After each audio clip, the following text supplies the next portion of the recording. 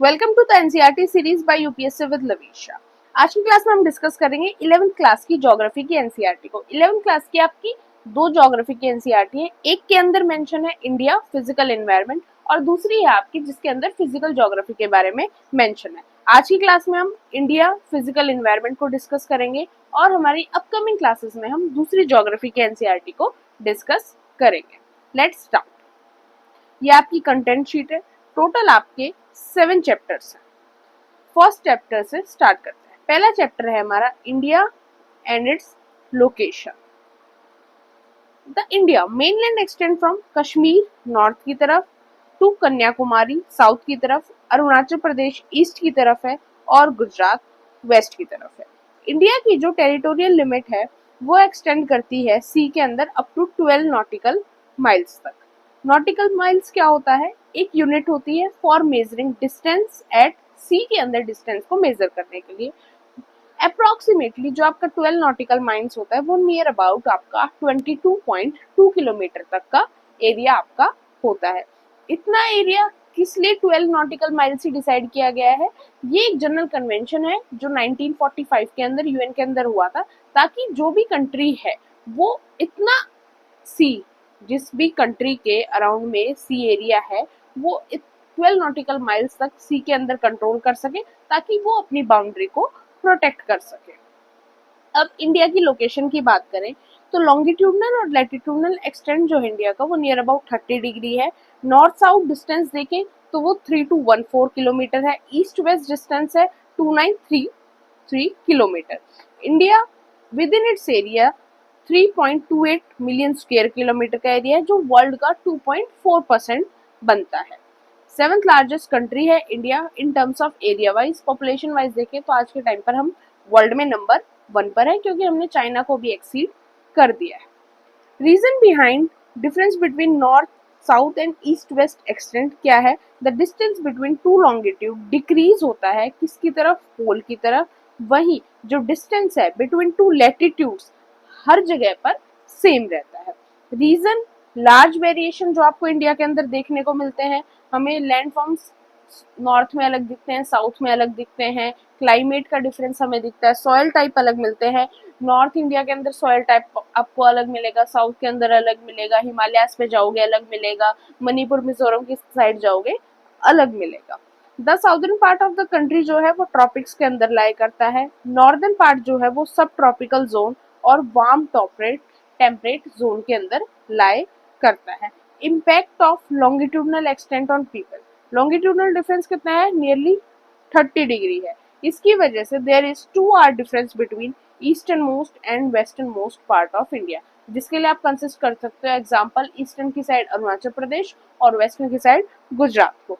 इसका मतलब है कि sun rises 2 hours earlier in eastern part then in western part. आप अरुणाचल प्रदेश में देखोगे तो वहां पर सनराइज बहुत जल्दी होता है as comparative to western part, जब गुजरात राजस्थान में सनराइज होता है उसके डिफरेंस पे। अब बात आती है साइज ऑफ इंडिया की। Size of India has endowed her with great physical diversity. India के अंदर माउंटेन्स है, नॉर्थ में लार्ज रिवर्स हैं, गंगा ब्रह्मपुत्र महानदी, कुछ फॉरेस्टेड हिल्स भी हैं। कई जगह पर हमें सैंडी एक्सपेंस भी मिलता है जो हमारा थार डेजर्ट वाला एरिया है। इंडियन सब कॉन्टिनेंट में कौन कौन सी आपकी कंट्रीज इंक्लूड होती हैं? It includes Pakistan, Nepal, Bhutan, Bangladesh and India. Peninsular part जो है इंडिया का वो एक्सटेंड करता है टुवर्ड्स द इंडियन ओशियन। अब बात आती है कोस्ट लाइन की। कोस्ट लाइन हमारी पहले होती थी मेनलैंड की 6100 किलोमीटर और टोटल कोस्ट लाइन थी हमारी 7517 किलोमीटर। कोस्ट लाइन 2024 के बाद अपडेट हो चुकी है। एनसीईआरटी में अभी अपडेट नहीं हुआ है, लेकिन हो जाएगा। जो भी अपकमिंग नया एनसीईआरटीज पब्लिश होंगे उनके अंदर नई कोस्ट लाइन है आपकी 11098 किलोमीटर, जो आपकी टोटल कोस्ट लाइन है। इंडिया की ऐसी कौन सी स्टेट है, अगर आपसे कोई पूछे कि सबसे लंबी कोस्ट लाइन कौन सी स्टेट की है, तो उसका आपका आंसर होगा गुजरात। गुजरात की कोस्ट लाइन सबसे बड़ी है। अब कुछ इंटरेस्टिंग पॉइंट में दे रखा है। सबसे पहले standard meridian. There is a general understanding among the countries of the world to select the standard meridian. Multiples में किसके होगा? 7 डिग्री 30 मिनट ऑफ लॉन्गिट्यूड के मल्टीपल्स में। इंडिया का स्टैंडर्ड मेरिडियन क्या सिलेक्टेड है, 82 degree 30 minute east. India standard time is ahead है किससे, ग्रीनविच मीन टाइम से, कितना, 5 घंटे और 30 minute, 5 hours and 30 minutes। There are some countries where there are more than one standard meridian, क्योंकि उनका ईस्ट से लेकर वेस्ट तक का एक्सटेंट बहुत ज्यादा है। जिस तरीके से हम एग्जांपल के लिए ले सकते हैं यूएसए के अंदर 7 टाइम जोन्स हैं। School Bhuvan. It is a portal providing map-based learning to bring awareness among the student about country's natural resources, environment and their role in sustainable development। तो ये आपको पता होना चाहिए, एक एडिशनल था। श्रीलंका इंडिया से सेपरेटेड है किससे, बाय गल्फ ऑफ मन्नार और पाक स्ट्रेट। मालदीव जो है वो लक्षद्वीप आइलैंड के साउथ में लाई करता है। अब चलते हैं नेक्स्ट चैप्टर के ऊपर। नेक्स्ट चैप्टर है हमारा structure and physiography of India. The Earth and its landforms have evolved over a very long time. The current estimations show that the Earth is approximately कितनी पुरानी, 460 million years old. Over these long years, अर्थ के अंदर काफी changes आए। किस चीज की वजह से, एंडोजेनिक और एक्सोजेनिक फोर्सेस की वजह से। दोनों फोर्सेस को दूसरी जो 11th क्लास की एनसीईआरटी वहां पर हम ब्रीफ में करेंगे, बट यहाँ पर मैं आपको थोड़ा सा बता देती हूँ ताकि आपकी अंडरस्टैंडिंग बन जाए। एंडोजेनिक फोर्सेस क्या होती है, ये फोर्सेस होती हैं जो ड्राइव करती हैं अर्थ के अंदर की एनर्जी के साथ, यानी जो हिस्सा, जैसे जमीन के नीचे जो हमारे अर्थ की इंटरनल हीट है, वो जो एनर्जी, वहां से जो एनर्जी ड्रिवन होती है वो किससे होती है, वो क्या कहलाती है, एंडोजेनिक फोर्सेस। और वहीं एक्सोजेनिक फोर्सेस क्या होती हैं, these forces are driven by external sources, जिसके अंदर आपका सोलर एनर्जी है, ग्रेविटी है, मूवमेंट ऑफ वाटर है, विंड है, आइस है, ये सारी चीजें हमें दिखाई देती है। इनसे जो एनर्जी ड्रिवन होती है उसको हम कहते हैं एक्सोजेनिक फोर्सेस। अब देखते हैं movement of Indian plate. Indian plate जो थी वो साउथ ऑफ द इक्वेटर थी, और जो ऑस्ट्रेलिया वाला हिस्सा है वो भी इंडियन प्लेट का ही पार्ट था आज से मिलियन ईयर्स एगो पहले। अब जब ब्रेक हुई चीजें, उस टाइम पे क्या हुआ, जो इंडियन प्लेट थी उसने नॉर्थ डायरेक्शन की तरफ मूव किया, और जो ऑस्ट्रेलियन प्लेट थी उसने साउथर्न डायरेक्शन की तरफ मूव किया, जिसके बाद आपका इधर इंडिया कंट्री है, और जब आप ऑस्ट्रेलिया देखोगे वर्ल्ड मैप के अंदर वो आपको नीचे की तरफ दिखाई देता है। Division of India based on it's geological structure and formation. एक साइड हमारा पेनिनसुलर ब्लॉक है, एक साइड हमारे हिमालयाज है, और तीसरा है हमारा इंडो गंगा ब्रह्मपुत्र प्लेन। हिमालयाज वाला एरिया हो गया ऊपर, फिर प्लेन वाला एरिया कौन सा हो गया, जो आपका हरियाणा यूपी बिहार वाला रीजन है ये, और फिर इससे नीचे एमपी है, एमपी से नीचे वाला जो एरिया है वो आपका किसके अंदर आ गया, पेनिनसुलर ब्लॉक के अंदर आ गया। अब देखते हैं peninsular block. The northern boundary क्या लेते हैं हम पेनिनसुलर ब्लॉक की, इरेगुलरली लेते हैं, running from Kutch western flank of the Aravalli range to Delhi, then roughly parallel to the Yamuna and the Ganga as far as the Rajmahal Hills and the Ganga Delta। Extension कैसे देखते हैं हम peninsular block का, north eastern के अंदर extend देखते हैं Karbi Anglong and Meghalaya plateau. Western extension देखते हैं राजस्थान तक। North eastern parts are separated by the Malda fault in West Bengal from Chota Nagpur plateau. इस एनसीईआरटी की हर लाइन इंपॉर्टेंट है, कुछ चीजें अंडरस्टैंडिंग बेस हैं, कुछ चीजें हमें बिना अंडरस्टैंडिंग के, बट लाइन हर एक इंपॉर्टेंट है। In Rajasthan the desert and the other desert like feature overlay this block. A major part of the peninsular region is formed by complex and very ancient gneisses and granite. Since Cambrian period, peninsular part has been standing like rigid block. The expansion is western coast, which is submerged beneath the sea. The other parts change due to tectonic activity. As a part of the Indo-Australian plate, जो हमने यहाँ पर भी देखा था, peninsular block is subjected to various vertical movements and block faulting. For example, Rift Valley of Narmada है, Tapi, Mahanadi and Block Mountain of Satpura. The peninsula mostly consists of relict and residual mountains like Aravalli Hills, Nalamala Hills and the Javde Hills, the Velikonda Hills, the Pelkonda Range and the Mahendragiri Hills etc. And the river valleys are shallow with low gradient. अब देखो एक चीज को समझना, जब हम PYQs को analyse करते हैं तो वहां से हमारे यहाँ से कोई क्वेश्चन नहीं निकलता है, नॉर्मली हमारे क्वेश्चन कैसे होते हैं, स्टेटमेंट बेस्ड होते हैं, कुछ कैरेक्टरिस्टिक्स मेंशन कर दी जाती हैं। अगर रिवर की बात हो रही है तो किसी पर्टिकुलर रिवर से रिलेटेड उसकी कैरेक्टरिस्टिक्स मेंशन कर दी जाएंगी, मैच द फॉलोइंग हो सकता है। लेकिन ऐसा नहीं है कि आपको ये सारे वर्ड्स याद होने ही होने चाहिए, तो इसीलिए हमें थोड़ा सा स्ट्रेटेजी के साथ एनसीईआरटीज को कवर करना है। The Himalayas and other peninsular mountains, Himalayas हैं along with other peninsular mountains, young है, weak है, flexible है in their geological structure unlike the rigid and stable peninsular block। जो आपका पेनिनसुलर ब्लॉक वाला रीजन है वो रिजिड है काफी, वो स्टेबल है। वहीं हम जब हिमालयस माउंटेन्स की बात करते हैं तो हम उनको यंग कंसिडर करते हैं, क्योंकि माना जाता है, साइंटिस्ट भी ये चीज बोलते हैं कि आज भी हिमालय की हाइट जो है वो इंक्रीज हो रही है। Peninsular and Himalayan mountains are still subjected to interplay of endogenic and exogenic forces, which resulting in the development of faults, folds and thrust plates। कुछ टर्म्स जो हैं जैसे टेक्टोनिक प्लेट्स के बारे में है या फिर आपका एंडोजेनिक एक्सोजेनिक फोर्सेस के बारे में है, तो जो हमारी दूसरी एनसीईआरटी वहां से हम इन सारी चीजों को काफी डेप्थ में कवर करेंगे। These mountains are tectonic in origin, dissected by fast-flowing rivers which are in their youthful state.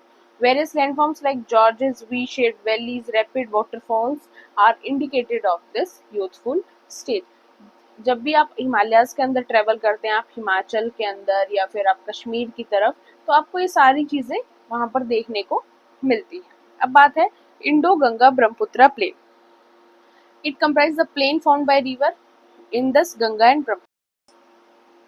माना जाता है कि जो प्लेन रीजन है उसकी फॉर्मेशन कब हुई थी, near about 64 million years ago पहले। Since then it has been gradual filled by sediments brought by peninsular and Himalayan rivers. Average depth क्या है, 1000 to 2000 मीटर। अब बात करते हैं physiography. What is physiography? Physiography of an area is the outcome of a structure, process and stage of development. अब physical features of India, rugged mountain topography है, एक side mountains दिखते हैं हमें। जब हम साउदर्न पार्ट को देखते हैं हमारे इंडिया को, वहां पर हमें स्टेबल टेबल लैंड दिखता है और बीच में लाई करता है हमारा नॉर्थ इंडियन प्लेन। लेकिन जब हम इंडिया की डिवीजन करते हैं फिजियोग्राफी के बेसिस के ऊपर, तो हम एक लेते हैं हिमालयन वाला पार्ट, फिर नॉर्थन प्लेन, एक पेनिनसुलर प्लेट्यू हो गया, इंडियन डेजर्ट जिसको हम थार डेजर्ट कहते हैं, कोस्टल प्लेन ईस्टर्न साइड और वेस्टर्न साइड, और आइलैंड। आइलैंड कौन कौन से हमारे दो आइलैंड है, लक्षद्वीप और अंडमान एंड निकोबार। अब यहाँ से इंपॉर्टेंट चीज स्टार्ट होती है जहां से आपके चांसेस होते हैं यूपीएससी या किसी भी एग्जाम के अंदर क्वेश्चन पूछने के, कि सबसे पहले हिमालयस के बारे में बता रखा है, कैरेक्टरिस्टिक्स बता रखी है, फिर प्लेन्स के बारे में, डेजर्ट के बारे में, आइलैंड्स के बारे में। तो ये इन्फॉर्मेशन आपको बहुत अच्छे तरीके से याद होनी चाहिए। सबसे पहले the north and north eastern mountains. The North and Northeastern Mountains are part of the Himalayas. It includes a series of parallel mountain ranges such as Greater Himalayan Range, which includes the Great Himalaya and the Shivalik. General orientation of the ranges. Northwestern part of India, northwest to the southeast direction में आपको मिलेंगे। Himalayas in the Darjeeling and Sikkim region, east west direction में मिलेंगे। अरुणाचल प्रदेश के अंदर कैसे है, from south west to the north west direction. और नागालैंड, मणिपुर एंड मिजोरम के अंदर है north to south direction. The central axial length of the great Himalayan range है 2500 किलोमीटर फ्रॉम ईस्ट से वेस्ट तक, और जो विड्थ है वो वेरी करती है कितने में, 160 से लेकर 400 किलोमीटर तक, फ्रॉम नॉर्थ से लेकर साउथ तक। फिजिकल बैरियर के अंदर है Himalayas form strong and long wall between the Indian subcontinent and the central and east Asian countries. They also form climatic, drainage and cultural barriers. अब हिमालय की division देखते हैं। बेस्ड ऑन रिलीफ, जो ranges हैं उनकी अलाइनमेंट और features के basis पे हिमालय को इन 5 टाइप में डिवाइड किया जाता है। कश्मीर और नॉर्थ वेस्टर्न हिमालय हो गए, हिमाचल और उत्तराखंड के हिमालयाज हो गए, दार्जिलिंग और सिक्किम के हिमालयाज हो गए, अरुणाचल प्रदेश हिमालयाज और ईस्टर्न हिल्स एंड माउंटेन्स। यहाँ पर आप देख भी सकते हैं क्लियरली, यहाँ पर हमें हिमालय की रेंजेस दिख रही हैं। ऊपर ये कराकोरम रेंज है, फिर यहाँ पर जास्कर रेंज है, तो इस टाइप से यहाँ पर ये लद्दाख वाली रेंज है। तो ये सारी रेंजेस हमें यहाँ पर मैप के अंदर भी दिखाई दे रही है। अब चलते हैं आगे। सबसे पहले है कश्मीर और north western Himalayas. It comprises series of ranges. Ranges कैसे हैं, सबसे ऊपर आपको दिखेगी कराकोरम रेंज, जब आप ऊपर देखोगे। उसके बाद है लद्दाख, फिर है जास्कर, फिर है पीर पंजाल। इस सीक्वेंस में सबसे ज्यादा ऊपर हाइट पे कराकोरम, फिर लद्दाख, फिर जास्कर, फिर Pir Panjal. The coldest desert is situated in its northeastern part between the Greater Himalayas and the Karakoram Range. वो बहुत ज्यादा ठंडा एरिया। द कश्मीर वैली लाई करती है ग्रेटर हिमालय और पीर पंजाल रेंज के बीच में। Important glacier of South Asia such as Baltoro glacier है, सियाचिन ग्लेशियर है, वो भी इसी रेंज में हमें देखने को मिलती है। It is famous for Karewa formation, और करेवा फॉर्मेशन किस चीज के लिए हेल्पफुल है? For the cultivation of zafran, जिसको क्या बोला जाता है? Local variety of saffron. अब करेवा फॉर्मेशन क्या होता है, मैंने थोड़ा सा यहाँ पर आपको मेंशन किया है। एलिवेटेड टेबललैंड्स और terraces in the Kashmir valley characterised by thick deposit of lake sediments and glacial deposits. इनके डिपॉजिट्स होने से वहां पर जो सैंड बार्स हैं वो बन जाती हैं, जिनसे कि जो सैफरन की कल्टीवेशन है उसके लिए करेवास जो है वो काफी हेल्पफुल रहते हैं। Important passes of this region: Jojila on the Greater Himalayas, Banihal on the Pir Panjal Range, Fotula on the Jaskar and Khardungla on the Ladakh Range. Important freshwater lake कौन सी है यहाँ पर? Such as Dal and Wular lake. And salt water lakes के अंदर यहाँ पर है Pangong Taso and Taso Moriari are also in this region. This region is drained by कौन सी रिवर है यहाँ पर? By the river Indus और उनकी tributaries such as Jhelum and Chenab. Thus, region is known for beautiful scenic features and picturesque landscape, and this landscape is important attraction for adventure tourists. Pilgrimage site की बात करें, आपका वैष्णो देवी जी का temple, Amarnath केव, चहारे शरीफ, ये सारी चीजें कहाँ पर हैं? आपको उसी माउंटेन्स के पास आपको मिलेंगी। जो कश्मीर हिमालयाज है वहीं पर आपको ये चीजें देखने को मिलेंगी। श्रीनगर की लोकेशन क्या है? Located on the banks of Jhelum river. Jhelum in the valley of Kashmir is still in its youthful stage and yet forms meander. Meander क्या होता है? A typical feature associated with the mature stage in the evolution of fluvial landform.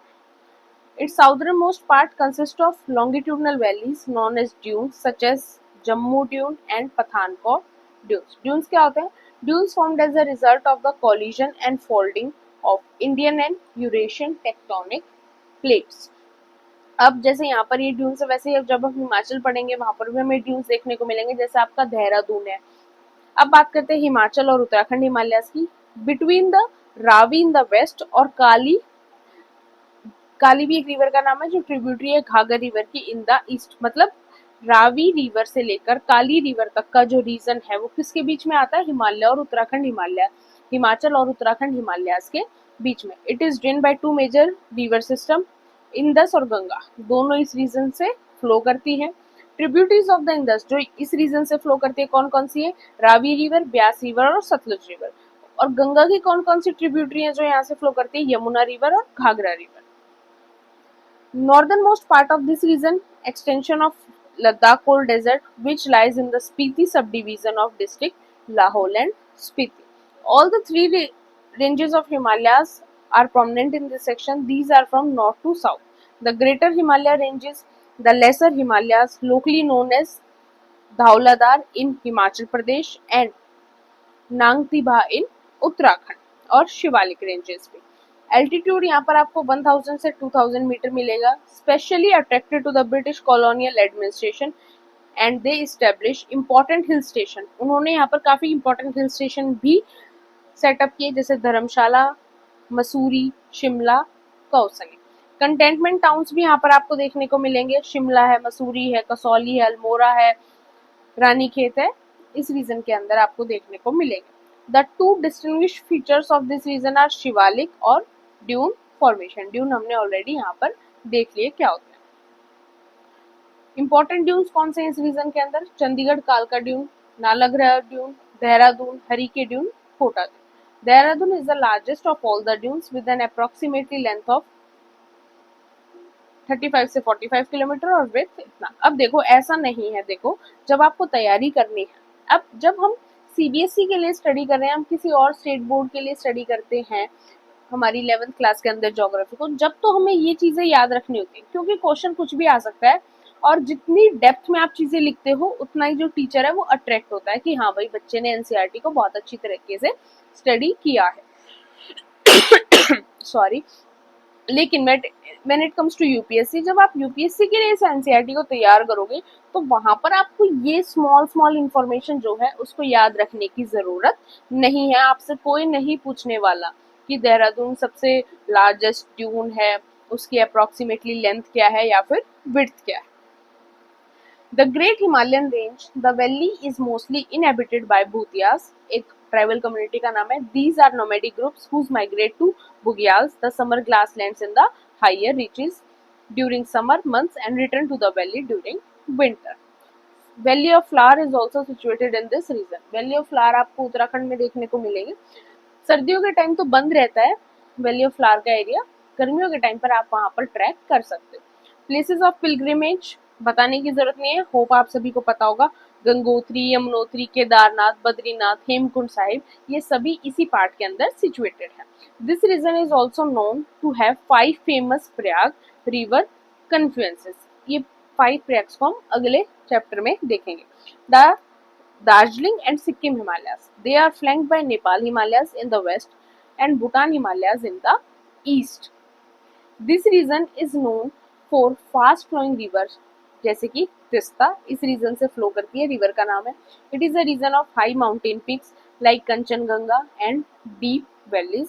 The higher reaches of this region inhabited by Lepcha tribes. The southern part, particularly Darjeeling Himalayas, has a mixed population of Nepalis, Bengalis and tribals from central India. The Britishers introduced tea plantation in this region because of the physical conditions, क्योंकि जो सारी conditions T की cultivation के लिए चाहिए वो सारी यहाँ पर अवेलेबल थी। In this region, Shivalik formation is absent and in place of the Shivalik here, the Dwar formation are important, which have also been used for the development of tea gardens. Sikkim is also known for its orchids. Arunachal Himalayas की बात करते हैं। These extend from the east of the Bhutan Himalayas up to the Dipu Pass in the east. Important mountains peak की बात करें तो Kengtu and Namcha Barwa. These ranges are dissected by fast flowing rivers from the north to south, forming deep gorges. Brahmaputra flows through a deep gorge after crossing नामचा Barwa. इस reason से आपकी Brahmaputra river जो है वो फ्लो करती है और अरुणाचल प्रदेश से ही ब्रह्मपुत्र रिवर जो है इंडिया के अंदर एंटर करती है। और इम्पोर्टेंट रिवर्स कौन सी है यहाँ पर?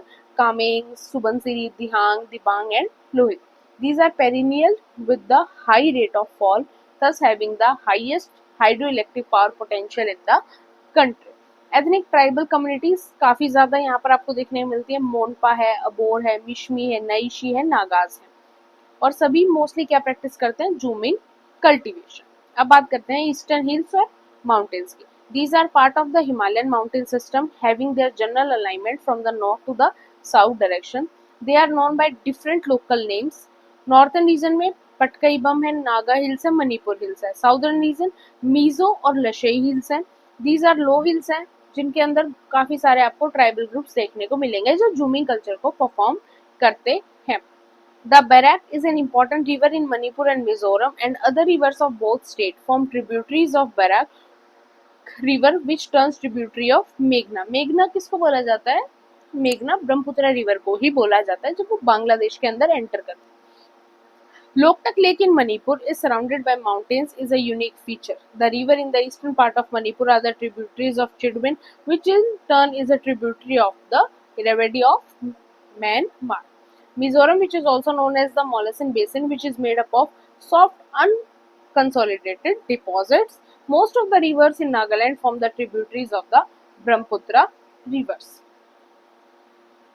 ये यहाँ पर आपको सारा मेंशन कर रखा है। ये पटकई बूम हो गया, ये नागा हिल्स हो गया, ये मिजो हिल्स हो गया। इधर आपका नीचे म्यांमार का रीजन हो गया, इधर साइड में यहाँ पे आपका बांग्लादेश का रीजन है और ये यहाँ से आपकी जो ब्रह्मपुत्र रिवर है वो एंटर करती है इंडिया के अंदर। अब है नॉर्थन प्लेन्स की बात। Northern plains they are formed by the alluvial deposits brought by the rivers Indus, Ganga and Brahmaputra. Its length क्या होती है? 3200 किलोमीटर है ईस्ट से लेकर वेस्ट तक। एवरेज विड्थ वेरी करती है 150 टू 300 किलोमीटर। मैक्सिमम डेप्थ है 1000 से 2000 मीटर तक। अब ये मैंने आपको बता दिया है पर ये डाटा आपको याद नहीं भी रहा तो इट इज ओके, यूपीएससी आपसे नहीं पूछेगा। From the north to the south, this can be divided into 3 major zones. the Babar, Tarai and alluvial plains. Alluvial plains can be further divided into Khadar and Bang. सबसे पहले देखते हैं बाबर के बारे में. नैरो बेल्ट है, range करती है 8 to 10 kilometre parallel to the Shivalik foothills at the breakup of the slope. अब जब हम जैसे कि मेरे पास ह्यूमैनिटीज ही था 11th क्लास में, तो जब हम ज्योग्राफी को स्टडी करते थे तो एक सिंपल सी चीज होती थी, बहुत फिक्स होता था कि हमसे ये क्वेश्चन एग्जाम के अंदर पूछा जाएगा, कि डिफरेंस पूछा जाएगा बाबर और तराई के बीच में डिफरेंस क्या है, और यहाँ पर एग्जैक्ट पॉइंट्स लिखे हुए हैं, इनको एग्जैक्ट के एग्जैक्ट पॉइंट्स को डायरेक्ट वहां पर कॉपी करना होता था. But when it comes to, जब हम अब यूपीएससी के लिए प्रिपेयर कर रहे हैं या फिर किसी पीसीएस एग्जाम के लिए प्रिपेयर कर रहे हैं, तो आपसे इनकी करेक्टरिस्टिक्स डेफिनेटली नहीं पूछी जाएंगी. आपको मेंस में लिखा हुआ नहीं मिलेगा GS1 के पेपर में डिफरेंस बताओ बाबर और तराई के बीच में.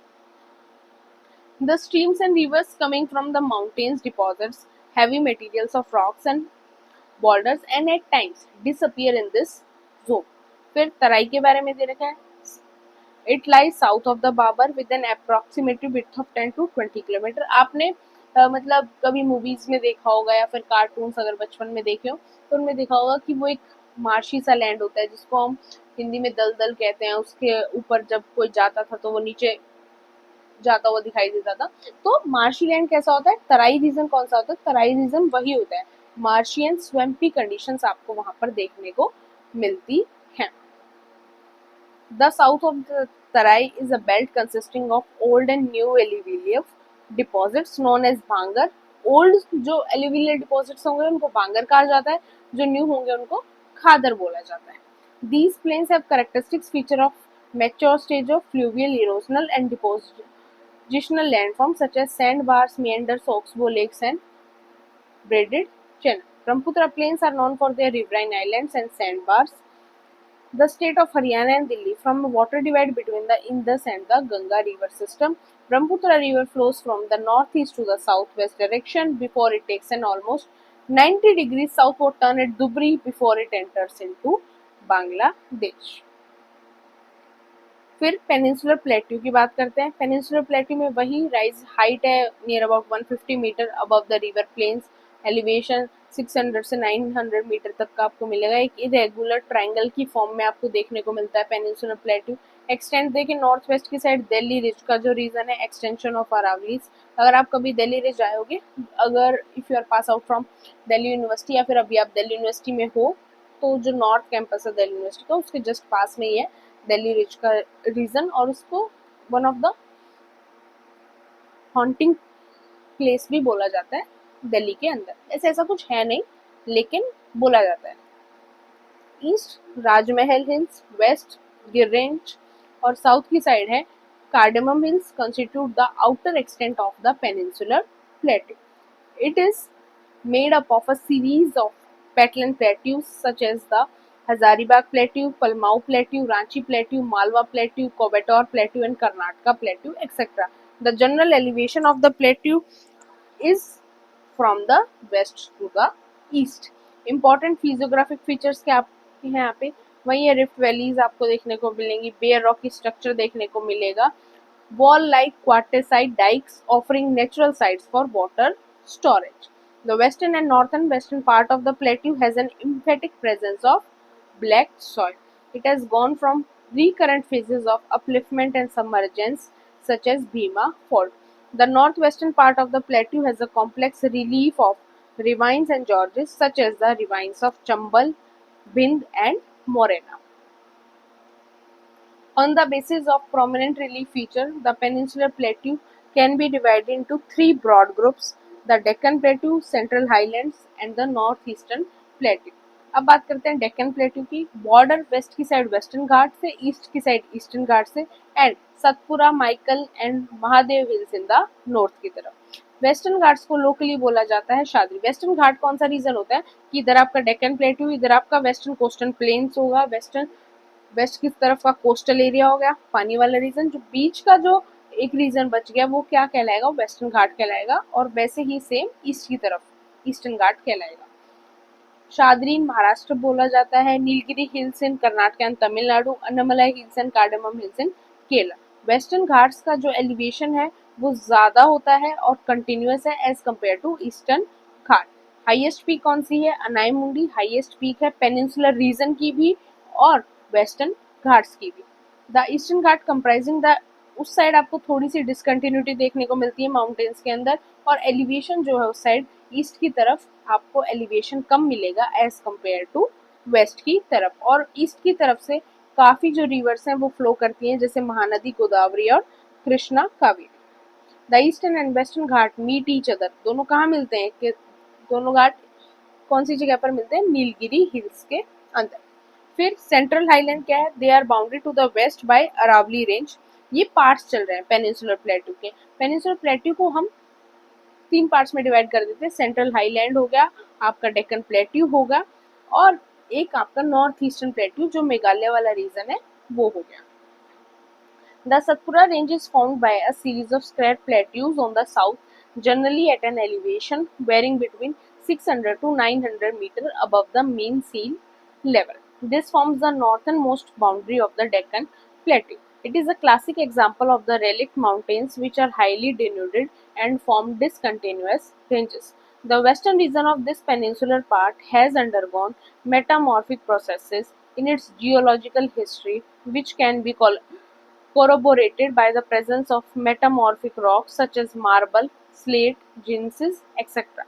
The general elevation of the central highland ranges between 7,000 से लेकर 1,000 meter above. Its slope towards the north and northeastern direction. Most of the tributaries of the river Yamuna have their origin in the Vindhyan and Khamur ranges. Banas is the only significant tributary of the river Chambal that originated from the Aravali in the west. An eastern extension of the central highland is found by the Rajmahal Hills, to the south of which lies a large reserve of mineral resources in the Chota Nagpur Plateau. Northeastern Plateau. It is extension of Peninsular Plateau. It is believed that due to the force exerted by the northeastward movement of the Indian plate at the time of the Himalayan origin, a huge fault was created between the Rajmahal Hills and the Meghalaya Plateau. The Meghalaya Plateau is further subdivided into 3 regions. Gairo, खासी, Jaintia hills के अंदर आपको division मिलेगा. An extension of this is also seen in the Kharbi and Alok hills of Assam. The Meghalaya plateau is also rich in mineral resources like coal, iron ore, sillimanite, limestone, and uranium. This area receives maximum rainfall from the southwest monsoon. As a result, the Meghalaya plateau has a highly eroded surface. Cherrapunji displays a bare rocky surface devoid of any permanent vegetation cover. अब है Indian desert. It lies to the northwest of the Aravalli Hills. It is a land of undulating topography dotted with longitudinal dunes and barchans. अब ये barchans क्या होता है? Crescent shaped sand dunes formed by wind blowing predominantly from one direction. जो आपको simple languages में अगर आप डेजर्ट का एरिया देखते हो, जो आपको वहां पर वो मिट्टी के टीले से दिखाई देते हैं, उनको बोला जाता है. During the Mesozoic era, this region is under the sea. This can be corroborated by the evidence available at Wood Fossil Park at Akal and marine deposits around Bramsar near Jaisalmer. Desert land features mushroom rock, shifting dunes and oases mostly in its southern part. The desert can be divided into 2 parts based on the orientation. Northern part है slope है towards Sindh की तरफ, southern part है slope है toward run of Kutch. Most of the rivers जो है यहाँ पर एपी मरल है. द लूनी रिवर जो है वो flowing in the southern part of the desert is of some significance. This region present a typical case of inland drainage by joining a lake और playa. The lakes and the playas have brackish water which is the main source of obtaining salt. अब बात करते हैं coastal plain. दोनों side आपके coastal plain है. अगर आप इंडिया का मैप देखोगे वेस्ट साइड भी है और ईस्ट की तरफ भी है. Western coastal plain. It is submerged coastal plain due to submergence. It is a narrow belt and provide natural conditions for the development of port and harbor. इसीलिए जब आप पोर्ट्स को सी पोर्ट्स को स्टडी करते हो, आपको ज्यादातर पोर्ट्स वेस्ट की तरफ मिलेंगे एज कम्पेयर टू ईस्ट. आपको वेस्ट की तरफ ज्यादा पोर्ट्स मिलेंगे, जैसे खांडला हो गया, JLN पोर्ट हो गया, नवा सेवा, मारमगांव, मैंगलोर, कोचीन पोर्ट है. It may be divided into following division. Kutch और काठियावाड़ कोस्ट बोला जाता है गुजरात के अंदर, गुजरात वाले रीजन को। कोंकण कोस्ट होगा आपका महाराष्ट्र का रीजन, गोवन कोस्ट गोवा वाला region, and Malabar coast Karnataka और केरला के वाला जो रीजन है, बॉर्डर है उसको।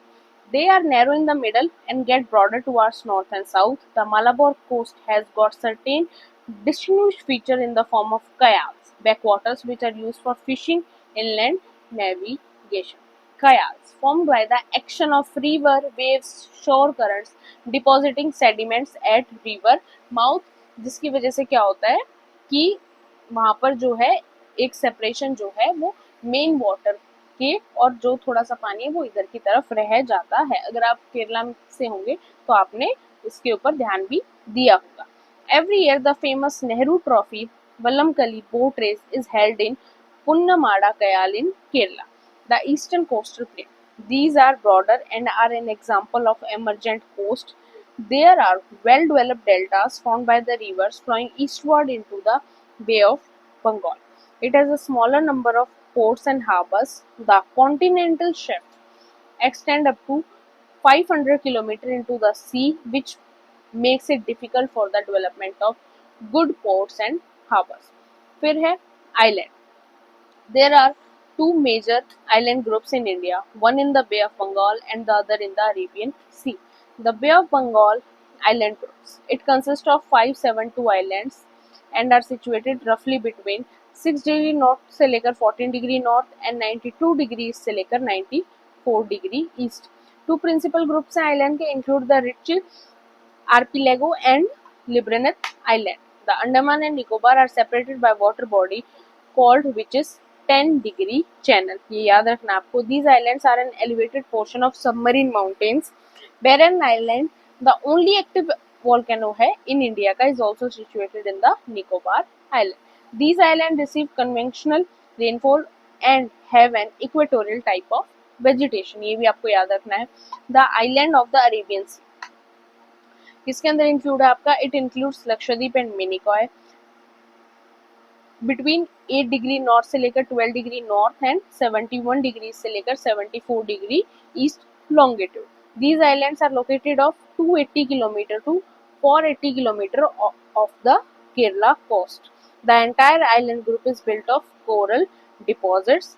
They are approximately 36 islands, of which 11 are inhabited. Minicoy is the largest island with an area of 453 square kilometer, and the entire group of islands is broadly divided by the 10 degree channel. फिर interesting points हैं इसके अंदर, आपके करेवास के बारे में बताया गया है, यू कैन रीड दैट। और फिर यहाँ पर कुछ इंपॉर्टेंट पीक्स बताई गई है अंडमान एंड निकोबार आइलैंड की, इनको आप स्किप भी चाहो तो आप कर सकते। नेक्स्ट चैप्टर है हमारा drainage system. The flow of water through well defined channels is known as, उसको हम ड्रेनेज कहते हैं, और उस पूरे नेटवर्क को, सभी चैनल्स को मिलाकर हम कहते हैं drainage system. The drainage pattern of an area is the outcome of the geological time period, nature and structure of rocks, topography, slope, amount of water flowing and the periodicity of the flow.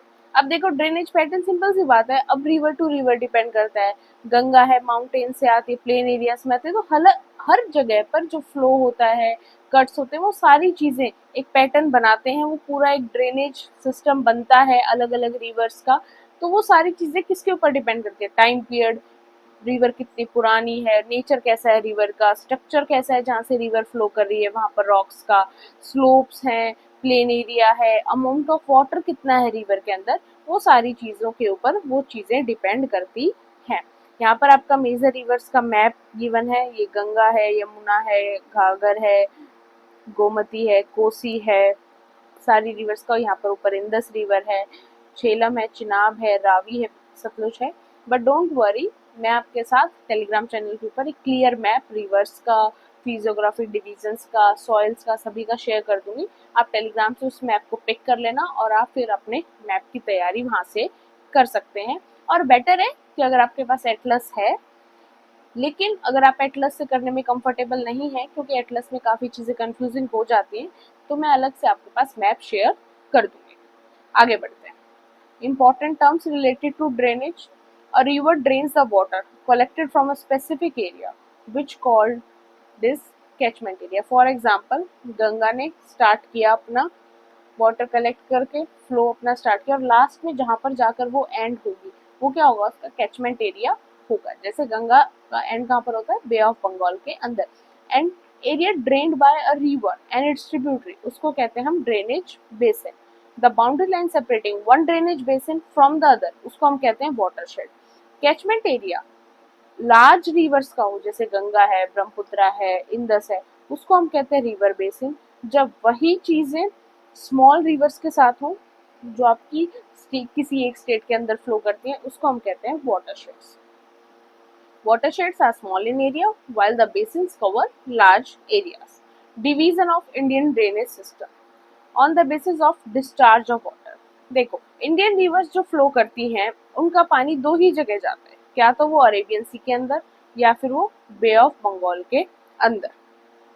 On the basis of the size of the watershed, major river basis जो हैं वो होंगी, उन reverse का जो catchment area होगा वो 20,000 square kilometre से ज्यादा होगा।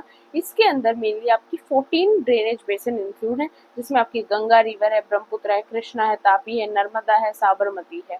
मीडियन रिवर बेसिन होगा जिन रिवर्स का कैचमेंट एरिया बिटवीन 2000 से लेकर 20,000 स्क्वायर किलोमीटर तक है, और माइनर होता है जिनका 2000 स्क्वायर किलोमीटर से कम का रिवर बेसिन है।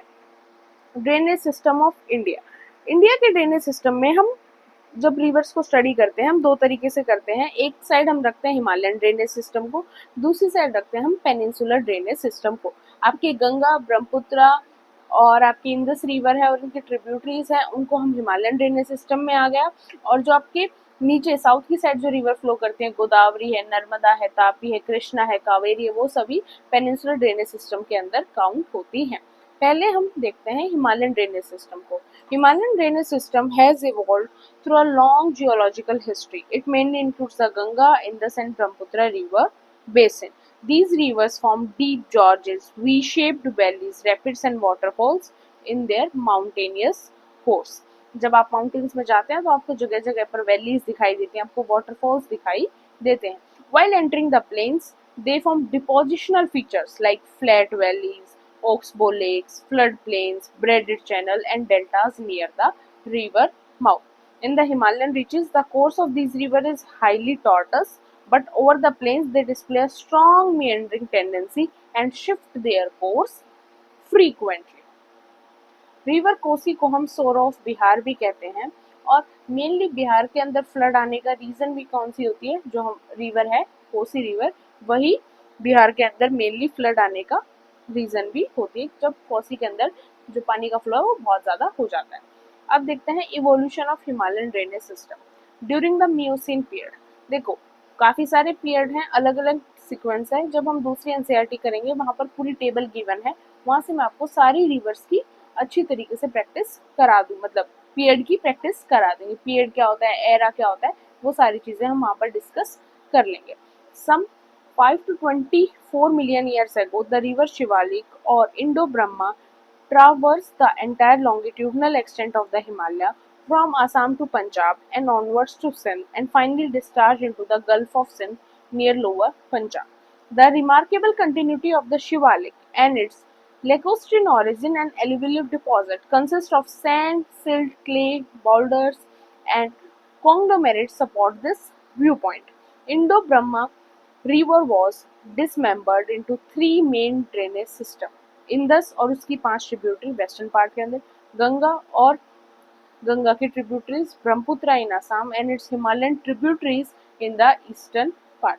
This dismemberment due to Pleistocene upheaval in the western Himalayas and upliftment of Potawar Plateau, Delhi Ridge, which acted as water divide between the Indus and Ganga river system. Also, downthrusting of the Malda Gap in mid-Pleistocene period diverted the Ganga and the Brahmaputra system to flow towards the Bay of Bengal. अब river system देखते हैं। सबसे पहले Indus river. आपको mainly इस chapter के अंदर क्या याद रखना होता है, सभी रिवर्स और रिवर्स से जुड़े फैक्ट्स जो हैं वो आपको याद रखने होते हैं।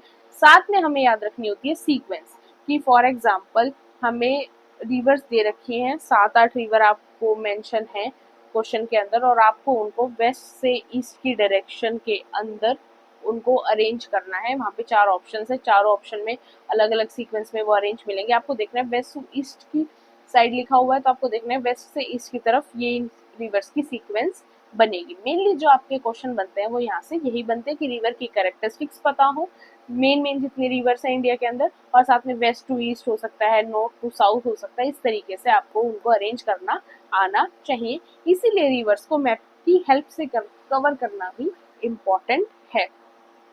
It is one of the largest river basin of the world, covering an area of 1165000 square kilometer. अब जैसा मैंने आपको बोला कि आपको रिवर्स की कैरेक्टरिस्टिक्स याद रखना है, तो इसका मतलब ये नहीं है कि आप ये एरिया याद रखो। एरिया याद रखना इजी नहीं है, ये आपसे नहीं पूछा जाएगा। आप लेंथ को आपको याद रखना है 2880 किलोमीटर.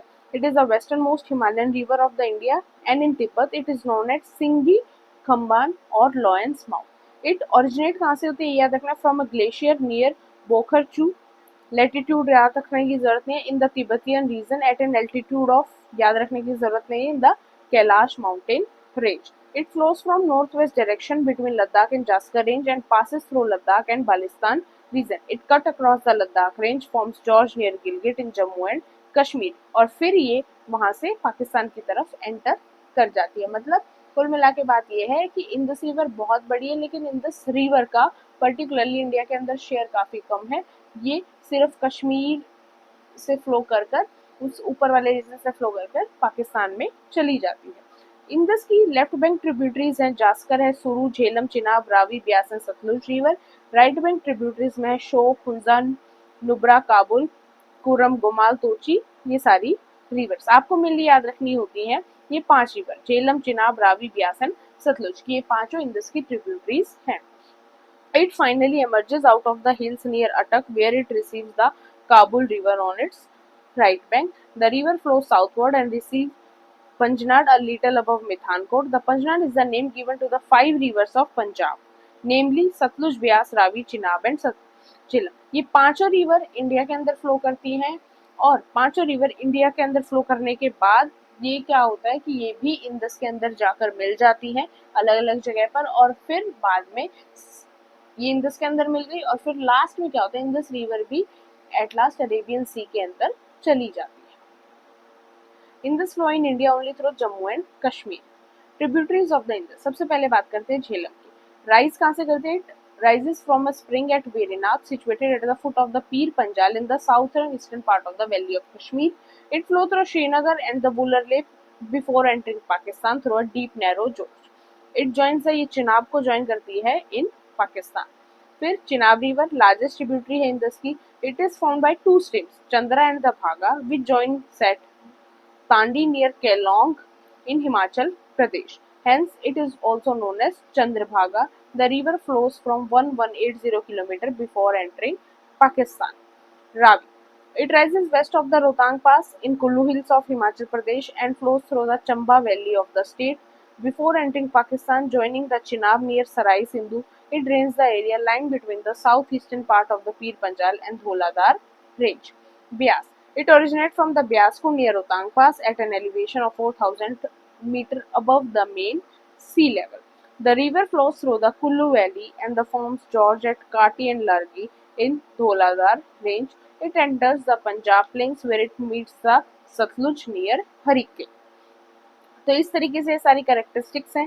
फिर सतलुज है. It originate in the Rakshastal near Mansarovar at an altitude याद ना भी रहे, तिब्बत के अंदर ऑरिजिनेट होती है ये भी. It flows almost parallel to the Indus before entering India and comes out of a Georgette River. It passes through the Shipkila on the Himalayan range and enters the Punjab plains.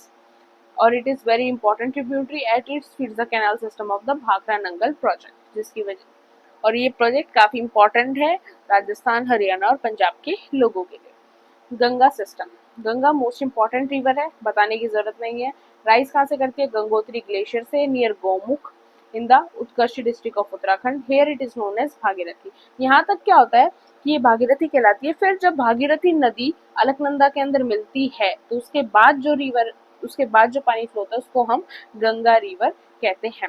अब भागीरथी से मिलने से पहले जो Alaknanda river है वो उससे पहले भी 4 और रिवर्स अलकनंदा के अंदर आके मिलती हैं और उनका नाम फिर भी उस रिवर का नाम अलकनंदा रहता है। लेकिन जब भागीरथी अलकनंदा के अंदर आकर मिलती है तो फिर जो रिवर का नाम है वो आपका है Ganga river. It cuts through the canal Central and the Lesser Himalayas in narrow jaws. At Devprayag, the Bhagirathi meets the Alaknanda. Hereafter, it is known as Ganga. Devprayag हो गया। The Alaknanda has its source in the Satopant glacier above Badrinath. Important prayags where other rivers meet Alaknanda. कौन कौन सी river है? विष्णु प्रयाग और जोशीमठ जिसको हम कहते हैं। Alaknanda consist of the Dhauli and the Vishnu Ganga which meet here. फिर कर्मा प्रयाग, पिंडर जॉइंस अलकनंदा, रुद्रप्रयाग, मंदाकिनी और Kali Ganga meets Alaknanda. The Ganga enters the plain at Haridwar के अंदर गंगा जो है वो प्लेन एरिया के अंदर आ जाती है। टोटल लेंथ है गंगा की 2525 किलोमीटर। लेंथ वाइज अगर हम देखें तो इंदस से गंगा की लेंथ थोड़ी सी कम है, लेकिन गंगा का जो मोस्टली पानी है वो इंडिया के अंदर ही फ्लो करता है। इंडिया के बाद गंगा रिवर हमारी बांग्लादेश जाती है। बांग्लादेश में जाने के बाद जो गंगा का पानी है वो at last bay of Bengal के अंदर डिस्चार्ज हो जाता है। Ganga river system consists of a river originated from both Peninsula and Himalaya. Left bank tributaries में included है Ramganga, Gomti, Ghaghara, Gandak, Kosi and Mahananda river. Right bank tributaries में सोन, Punpun and Damodar. Tributaries of Ganga river. पहले है Yamuna. It is the westernmost and the longest tributary of the Ganga and has its source in the Yamunotri glacier on the western slope of Bandarpunch range. It joins the Ganga at Prayagraj Allahabad, जहाँ जिसको हम त्रिवेणी संगम भी बोलते हैं। गंगा, यमुना और Saraswati river को माना जाता है। राइट बैंक ट्रिब्यूटरी है यमुना की Chambal and Betwa Ken. Left bank है हिंदन, रिंस, सेंगर और Varuna. Chambal river it rises near Mhow in the Malwa plateau of Madhya Pradesh और flows through a gorge upwards of Kota in Rajasthan, where the Gandhi Sagar Dam has been constructed. From Kota, it transfers down to Bundi, Savai, Badopur and Dholpur, and finally ये यमुना को join कर लेती है। Chambal is famous for its badland topography, जिसको हम चंबल रिवाइंस भी कहते हैं। फिर है गंडक रिवर, ये कंप्राइज करती है 2 स्ट्रीम्स को, जिनका नाम है काली गंडक एंड त्रिशूल गंगा। इट राइज करती है ये नेपाल हिमालयाज के अंदर, धौलागिरी और माउंट एवरेस्ट के बीच में, एंड ड्रेन करती है नेपाल के सेंट्रल पार्ट को। उसके बाद ये गंगा प्लेन के अंदर चंपारण डिस्ट्रिक्ट ऑफ बिहार, आपने सुना भी होगा अगर आपको हिस्ट्री के बारे में पता है। हिस्ट्री की वजह से चंपारण डिस्ट्रिक्ट काफी फेमस है, क्योंकि वहां से महात्मा गांधी ने अपने आंदोलन क्या जो उनका करियर था इंडिया के अंदर उसकी शुरुआत की थी। And joins the Ganga at Sonpur near Patna. फिर Ghaghara river, it originate in the glaciers of Mapcha Chungo after collecting the waters of its tributaries Tila, Seti and Beri. It comes out of the mountain, cutting a deep gorge at शीशा पानी। The river Sharda, जिसको हम काली गंगा भी कहते हैं, join it in the plain before it finally meets the Ganga at Chhapra. फिर Kosi river, जिसके बारे में अभी हमने देखा था, क्या बोला जाता है इसको, सौरा of Bihar. It is an antecedent river with its source to the north of Mount Everest in Tibet, where its mainstream Arun rises. After crossing the central Himalayas in Nepal, it is joined by the Son Kosi from the west and the Taimur Kosi from the east. It forms Sapt Kosi after uniting with the river Arun. फिर है Ramganga. It is comparatively a small river rising in the Grewal hills near Garsen. It changes its course to the southwest direction after crossing the Shivalik and enters into the plains of Uttar Pradesh near Najibabad. Finally, it joins the Ganga near Kannauj. फिर Damodar river है. Damodar river को सोर of Bengal कहा जाता है, confuse नहीं होना है. Kosi river sorrow of Bihar और Damodar river sorrow of Bengal. It occupies the eastern margin of the Chota Nagpur Plateau, where it flows through a rift valley and finally joins the Hooghly. The Barakar is the main tributary है, once known as the Soar of Bengal, and the Damodar has been now tamed by the Damodar Valley Corporation, a multi-purpose project. फिर है शरदा और Saryu river, इसके बारे में आपने सुना भी होगा if you have some knowledge about Ramayana. It rises in the Milam Glacier in the Nepal Himalayas, where it is known as Gori Ganga. Along the India-Nepal border, it is called Kali और चौक, where it joins the घाघर river. और बाद में घाघर river जो है गंगा के अंदर मिल जाती है. फिर है Mahananda. It is another important tributary of Ganga जो दार्जिलिंग हिल्स के अंदर राइज करती है। ये गंगा को लेफ्ट की तरफ से ज्वाइन करने वाली, लेफ्ट साइड से ज्वाइन करने वाली लास्ट ट्रिब्यूटरी है। फिर है Son. It is the large south bank tributary of Ganga originated in the Amarkantak Plateau. After forming a series of waterfalls at the edge of the plateau, it reaches Araha, west of Patna, to join the Ganga. फिर है Brahmaputra system. Brahmaputra one of the largest river में आती है world level पर। Origin करती है Chemyungdong Glacier of the Kailash Range near the Mansarovar Lake. Then it travels eastward longitudinally for a distance of nearly 1200 km in a dry and flat region of southern Tibet, where it is known as Sangpo, which means the purifier. The Rango Sangpo is the major right bank tributary of this river in Tibet. फिर emerge करती है, carving out करती है deep gorge in the central Himalaya near Namcha Barwa. फिर emerge from the foothills under the name of Siang और Dihang. It enter India west of Sadiya town in Arunachal Pradesh. इसकी left bank tributaries हैं Burhi Dihing and Dhansiri. Right bank tributaries में Subansiri, Kameng, Manas and Sankosh. The Subansiri which has its origin in Tibet is an antecedent river. The Brahmaputra enters into Bangladesh near Dhubri and flows southward. बाद में ये भी बांग्लादेश के अंदर चली जाती है। In Bangladesh, the Tista join its on right bank and from where the river, उसके बाद इस रिवर को क्या बोला जाता है, किस नाम से बोला जाता है, Jamuna. It finally merged with the river Padma, which falls in the Bay of Bengal. The Brahmaputra is well known for floods, channel shifting and bank erosion because the fact that most of its tributaries are large and bring large quantity of sediments owing to heavy rainfall in the catchment area. इसीलिए आप normally हम असम वाले reason के, mainly Assam के reason के अंदर Brahmaputra flow करती है और वहां पर हमें फ्लड की जो सिचुएशन देखने को मिलती है वो भी इसी रीजन की वजह से देखने को मिलती है। अब बात करते हैं पेनिनसुलर रिवर सिस्टम की। द पेनिनसुलर रिवर सिस्टम जो है वो हिमालयन रिवर सिस्टम से पुराना है। Most of the river peninsular reverse जो है नर्मदा और तापी, इन दो रिवर्स को छोड़ दें तो सारी रिवर्स जो है पेनिनसुलर के अंदर मेनली इम्पोर्टेंट जो लार्ज है जिनका एरिया वो वेस्ट से ईस्ट की तरफ फ्लो करती है। The western Ghat act as the water divide between west and east flowing rivers. The Chambal, Sindh, Betwa, Ken, Son originating in the northern part of the peninsula belong to the Ganga river system. The major river system of the peninsular drainage कौन-कौन सी reverse है, महानदी है, गोदावरी, कृष्णा है, कावेरी। अब evolution of peninsular drainage system दे रखा है यहाँ पर। पहला है subsidence of the western part of the peninsula. It leads to the submergence below the sea during the early tertiary period. It has distributed the symmetrical plan of the river on either side of the original watershed. Upheaval of the Himalayas. When the northern flank of the peninsular block was subjected to subsidence and the consequent through faulting, the Narmada and the Tapi flowing through faults and fill the original cracks with their detritus material. Hence, there is a lack of alluvial and deltic deposits in these rivers. Slight tilting of the peninsular block. फिर है river system of the peninsula. सबसे पहले महानदी के बारे में है। Raipur district near Sihawa ये rise होती है। लास्ट में इसका पानी वाटर जो डिस्चार्ज होता है वो बे ऑफ बंगाल के अंदर होता है।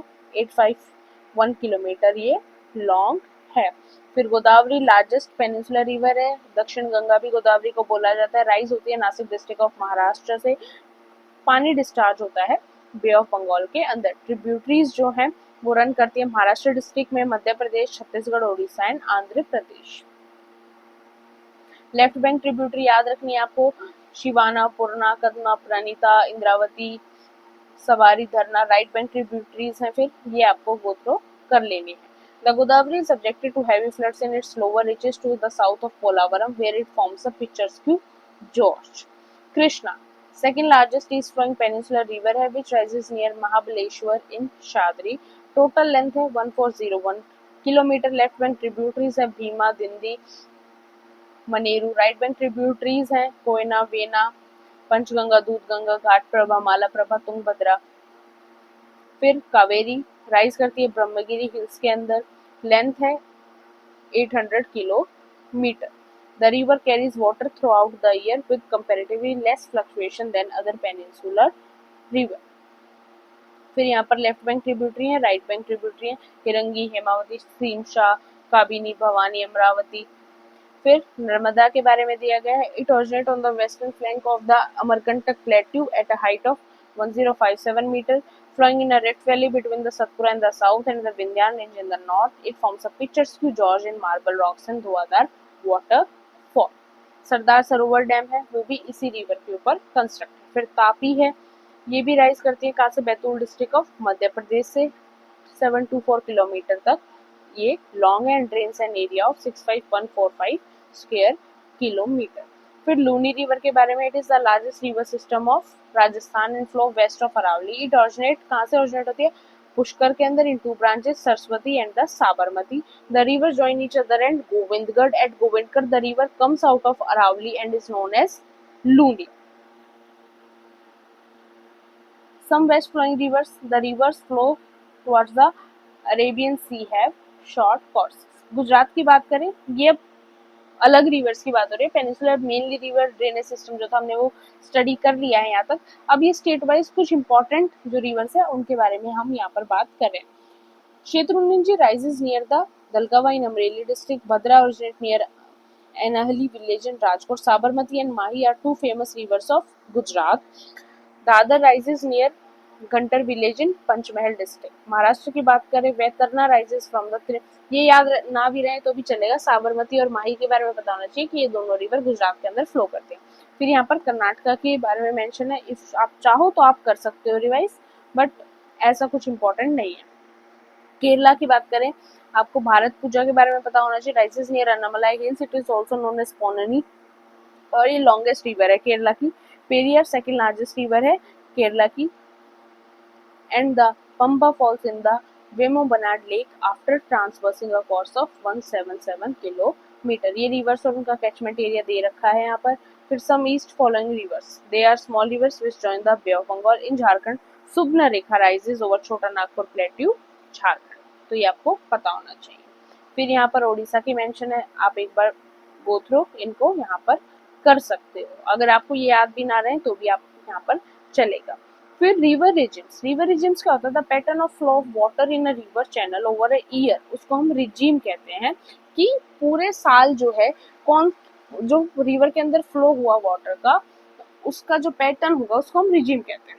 Himalayan reverse, the northern Indian reverse originate from the Himalayas, जो होती है वो पेरिनीलियन होती है। पेरिनीलियन का क्या मतलब होता है कि अब इनको पानी कहाँ से मिलता है, ग्लेशियर से मिलता है, स्नो के मेल्ट होने से मिलता है, और जो रेनफॉल का वाटर है वहां से भी इनको पानी मिलता है, और इन रिवर्स में आपको पूरे साल जो है पानी दिखाई देता है, इसीलिए इन रिवर्स के अंदर जो फ्लक्चुएशंस होती हैं वो भी आपको कम दिखाई देती है as compare to peninsular reverse.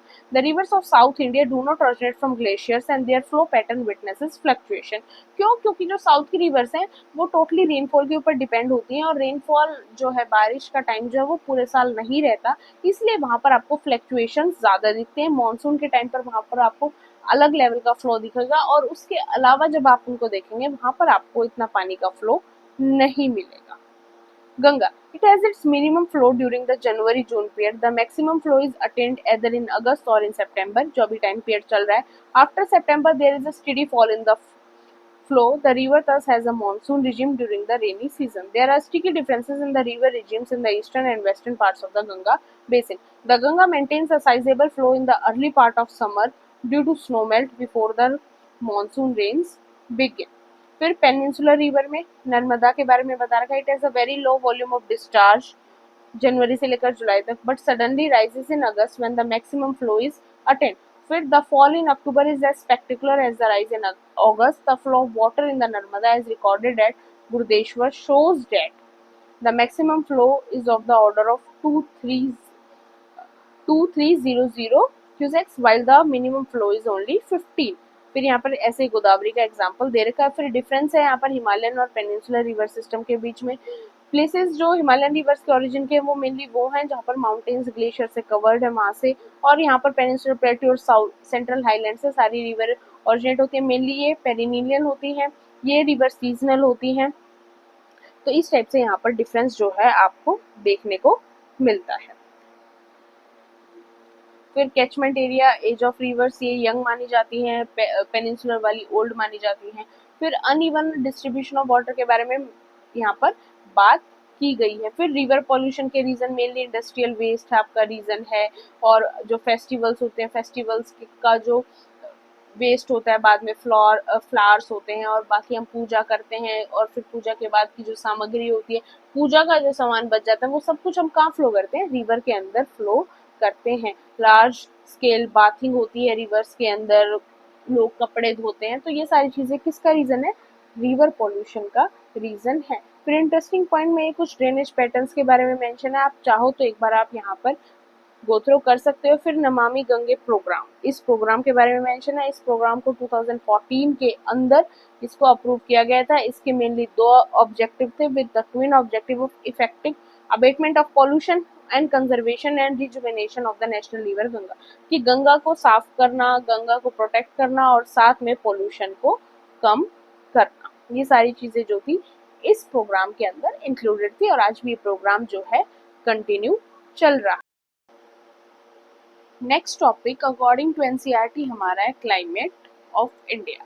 लेकिन इस टॉपिक को अगर अभी हम कवर करेंगे तो हमारी अंडरस्टैंडिंग इतनी अच्छी नहीं बनेगी, इसीलिए इस टॉपिक को जो हमारी क्लास 11th की दूसरी एनसीईआरटी है रिलेटेड टू फिजिकल ज्योग्राफी, उसी के साथ कंबाइन कर कर हम कवर करेंगे। तो अब आगे बढ़ते हैं वेजिटेशन के ऊपर। Natural vegetation, natural vegetation refers to a plant community that has been left undisturbed over a long time so as to allow its individual species to adjust themselves to climate and soil condition as fully as possible. Variations आपको natural vegetation के अंदर India के अंदर देखने को मिलेंगे। Himalayan Heights के ऊपर आपको टेम्परेट वेजिटेशन मिलेगी, वेस्टर्न घाट्स के ऊपर आपको ट्रॉपिकल रेन फॉरेस्ट मिलेंगे, डेल्टिक रीजन्स के अंदर आपको ट्रॉपिकल फॉरेस्ट और मैंग्रोव फॉरेस्ट मिलेंगे। डेजर्ट और जब सेमी डेजर्ट एरिया को हम देखते हैं तो वहाँ पे हमें थोड़ी थ्रॉनी वेजिटेशन देखने को मिलती है। इन्हीं बेसिस पर हम क्लासिफिकेशंस करते हैं फॉरेस्ट की। अब वन बाय वन सभी क्लासिफिकेशंस को देखना है हमें। सबसे पहले है ट्रॉपिकल एवरग्रीन फॉरेस्ट। हमें रीजन पता होना चाहिए। These forests found in western slope of the Western Ghat, hills of the northeastern region और Andaman and Nicobar island. Climatic conditions हमें पता होनी चाहिए। वार्म एंड ह्यूमिड एरियाज होता है। एनुअल रेनफॉल यहाँ पर बहुत ज़्यादा होती है, over 200 centimetre. Annual temperature above रहता है 22 डिग्री सेल्सियस से। उसके अलावा हमें देखना है ट्रीज की हाइट जो है वो 60 मीटर से ऊपर हो सकती है। इनका कोई भी डेफिनेट टाइम पीरियड नहीं है टू शेड देयर लीव्स। ये सारी चीजें हमें पता होनी चाहिए। कुछ important tree species related to evergreen forest है हमारी रोजवुड, महोगनी, एनी, इबोनी। अब है ट्रॉपिकल सेमी एवरग्रीन फॉरेस्ट। इनका रीजन कौन सा है, सेम रीजन वही रहेगा। ट्री स्पीसीज हमें यहाँ पर याद होनी चाहिए, व्हाइट सीडर, होलॉक एंड खेल। फॉर एग्जाम्पल आपको अब अगर ऑप्शन में वहाँ पर सेमी एवरग्रीन फॉरेस्ट नहीं दे रखा और ऑप्शन में आपके सिर्फ एवरग्रीन फॉरेस्ट है, तो वहाँ पर आप एवरग्रीन फॉरेस्ट आपका राइट आंसर हो जाएगा। तो ये सारी चीजें यहाँ पर आपको याद रखनी है। अब है tropical deciduous forest. Most wide spread forest है इंडिया के अंदर, और इसको हम मॉनसून फॉरेस्ट भी कहते हैं। एनुअल रेनफॉल आपकी 70 से लेकर 200 सेंटीमीटर के बीच में रहेगी। On the basis of availability of water हम इसको फर्दर डिवाइड करते हैं टू पार्ट्स में, मॉइस्ट और ड्राई। मॉइस्ट की बात करें, वहाँ एनुअल रेनफॉल रहेगी 100 से 200 सेंटीमीटर के बीच में। ट्री स्पीसीज को याद रखना है, टीक, साल, शीशम, हुर्रा, महुआ, आंवला, सीमूल, कुसुम एंड सैंडलवुड। ड्राई के अंदर आ जाते हैं 70 से 100 सेंटीमीटर रेनफॉल यहाँ पर रहेगी। रीजन कौन सा है, मेनली पेनिनसुला और plains of Uttar Pradesh and Bihar. तो ये चीजें हमें यहाँ पर याद रखनी है। ट्री स्पीसीज को याद रखना है, तेंदू, पलास, अमाल्थस, बेल, खेर, एक्सेलवुड एक्सेट्रा। अब ट्रॉपिकल थ्रॉन फॉरेस्ट, मेनली वो रीजन्स जहाँ पर रेनफॉल लेस देन 50 सेंटीमीटर होता है, जिसमें आपका एरिया आ जाता है कुछ रीजन आपके हरियाणा का, पंजाब, राजस्थान, गुजरात, मध्य प्रदेश और उत्तर प्रदेश। ट्री स्पीसीज कौन सी मिलेंगे यहाँ पे आपको, बबूल, बेर, वाइल्ड डेट, पाम, खेर, नीम, खेजरी, पलास एक्सेट्रा। अब है mountain forest. In mountainous area the decrease in temperature और with increased altitude leads to a corresponding changes in natural vegetation। तो मेनली जो आपके माउंटेन एरियाज के अंदर आपको फॉरेस्ट दिखाई देता है, वो हम माउंटेन फॉरेस्ट के अंदर उसको काउंट करेंगे। अब इनको आगे डिवाइड किया गया है दो टाइप्स में, नॉर्थन माउंटेन फॉरेस्ट और southern mountain forest. Northern mountain forest को देखते हैं। Deciduous forests are found in the foothills of the Himalayas, wet temperate type of forest between an altitude of 1000 से 2000 सेंटीमीटर के बीच में। अब pine forest are also well developed between 1500 से लेकर 1750 मीटर एल्टीट्यूड तक। Chir pine is very useful commercial tree. देवदार के बारे में बताया गया है। तो ये चीजें हमें यहाँ पर याद रखनी है। जब हाइट और ज्यादा बढ़ेगी वहां पर आपको कौन से स्पीसीज दिखेंगे, ब्लू पाइन और स्पेरिस। फिर जब और ज्यादा हाइट बढ़ जाएगी तो वहां पर आपको ट्रांजिशन मिलेगी टू द अल्पाइन फॉरेस्ट और पेस्टोर। यहाँ पर आपको मेनली कौन से स्पीसीज दिखेंगे, सिल्वर फर्स, जूनिपर्स, पाइन्स, बिर्च एंड रोटोडेंड्रॉन्स। और यहाँ पर आपको काफी ट्राइबल कम्युनिटीज मिलेंगी जो इन सभी को प्रोटेक्ट करती हैं, इनको एज अ लिविंग सोर्स मानती हैं। At higher altitude, mosses and lichens form part of the tundra vegetations. The southern slope of the Himalayas carry a thicker vegetation cover because of relatively higher precipitation than the dry north-facing slope. अब बात करते हैं southern mountain forest की। ये आपको mainly मिलते हैं peninsular India के अंदर, वेस्टर्न घाट के अंदर, नीलगिरीज हिल्स के अंदर जो आपको वेजिटेशन मिलती है वो इसके अंदर काउंट की जाती है। अब आती है littoral and swamp forest. India has a rich variety of wetland habitats. About 70% of this comprises areas under paddy cultivation. Two sites, namely Chilka Lake, Odisha के अंदर, और Keoladeo National Park, Bharatpur, are protected as waterfowl habitats under the Convention of Wetlands of International Importance, Ramsar Convention. Comment section में बताओ कि India में currently कितनी Ramsar sites हैं। Time to time update होता रहता है डाटा। कुछ टाइम पहले दोबारा अपडेट हुआ है क्योंकि कुछ नई साइट्स को ऐड ऑन किया गया है। तो अभी आपको कमेंट सेक्शन में बताना करंटली एज ऑफ 2025 अभी रामसर साइट्स इंडिया की कितनी है। द कंट्री का जो वेटलैंड है वो 8 ग्रुप्स के अंदर डिवाइड है। The reservoirs of Deccan plateau in the south together with the lagoons and other wetlands of the southern westward. पहला, the vast saline expanse of Rajasthan, Gujarat and gulf of Kutch. Next, freshwater lakes and reservoirs from Gujarat eastward through। एक बार पहले map देख लेते हैं फिर आगे बढ़ते हैं। देखो यहाँ पर मैप में बता रखा है, आपको बस पता होना चाहिए। ऊपर ये वाला आपका माउंटेन फॉरेस्ट का रीजन हो गया, फिर आपका ये वाला रीजन है ये एवरग्रीन फॉरेस्ट का रीजन हो गया, बीच में ये वाला रीजन आपका थ्रोन फॉरेस्ट का रीजन हो गया, ये वाला मेनली आपका रीजन ट्रॉपिकल डेसिडियस फॉरेस्ट का रीजन हो गया, और जो ये कहीं कहीं दिख रहा है ये आपका लिटोरल एंड स्वैम्प फॉरेस्ट का रीजन हो गया। Rajasthan and Madhya Pradesh, the delta wetlands and lagoons of India's east coast, the freshwater marshes of the Gangetic Plain, the floodplains of the Brahmaputra, the lakes and rivers of the mountain region of Kashmir and Ladakh, and the mangrove forest and other wetlands of the island arcs of Andaman and Nicobar Island. अब बात करते हैं mangroves. They grow along the coast in the salt marshes, tidal creeks, mudflats and estuaries. They consist of several tolerant species of plant। जहाँ पर आपको mangrove forest मिलेंगे वहां पर आपको वही प्लांट स्पीसीज देखने को मिलेंगे जो सॉल्ट टॉलरेंट हैं।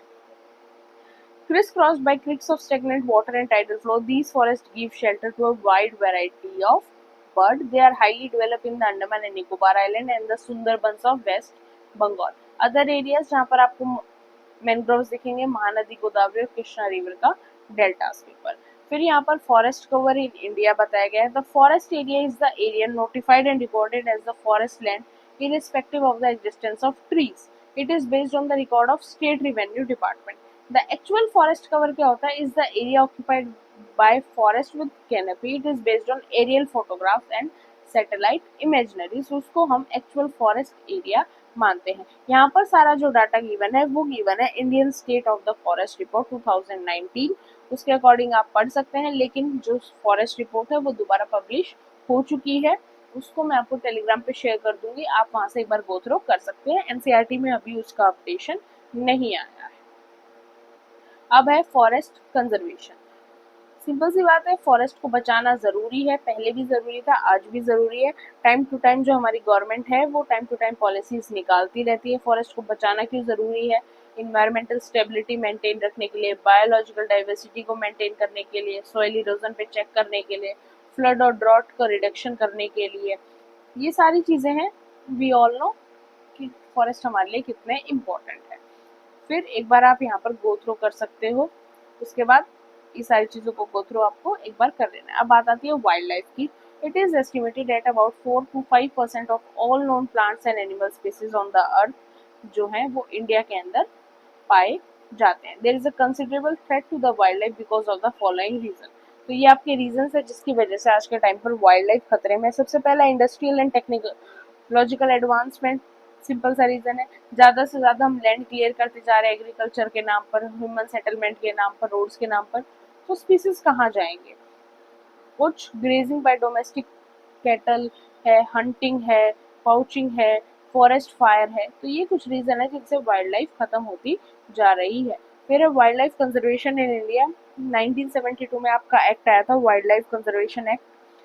अब इस एक्ट के अंदर सारी चीजें थी, कैसे हमें प्रोटेक्ट करना है, अलग अलग शेड्यूल के अंदर स्पीसीज को रखा गया बेस्ड ऑन उनका कंजर्वेशन स्टेटस क्या है उसके हिसाब से। अब वाइल्ड लाइफ कंजर्वेशन जो एक्ट था 1972 का, उसमें भी लेटेस्ट अमेंडमेंट्स हुई हैं कुछ टाइम पहले।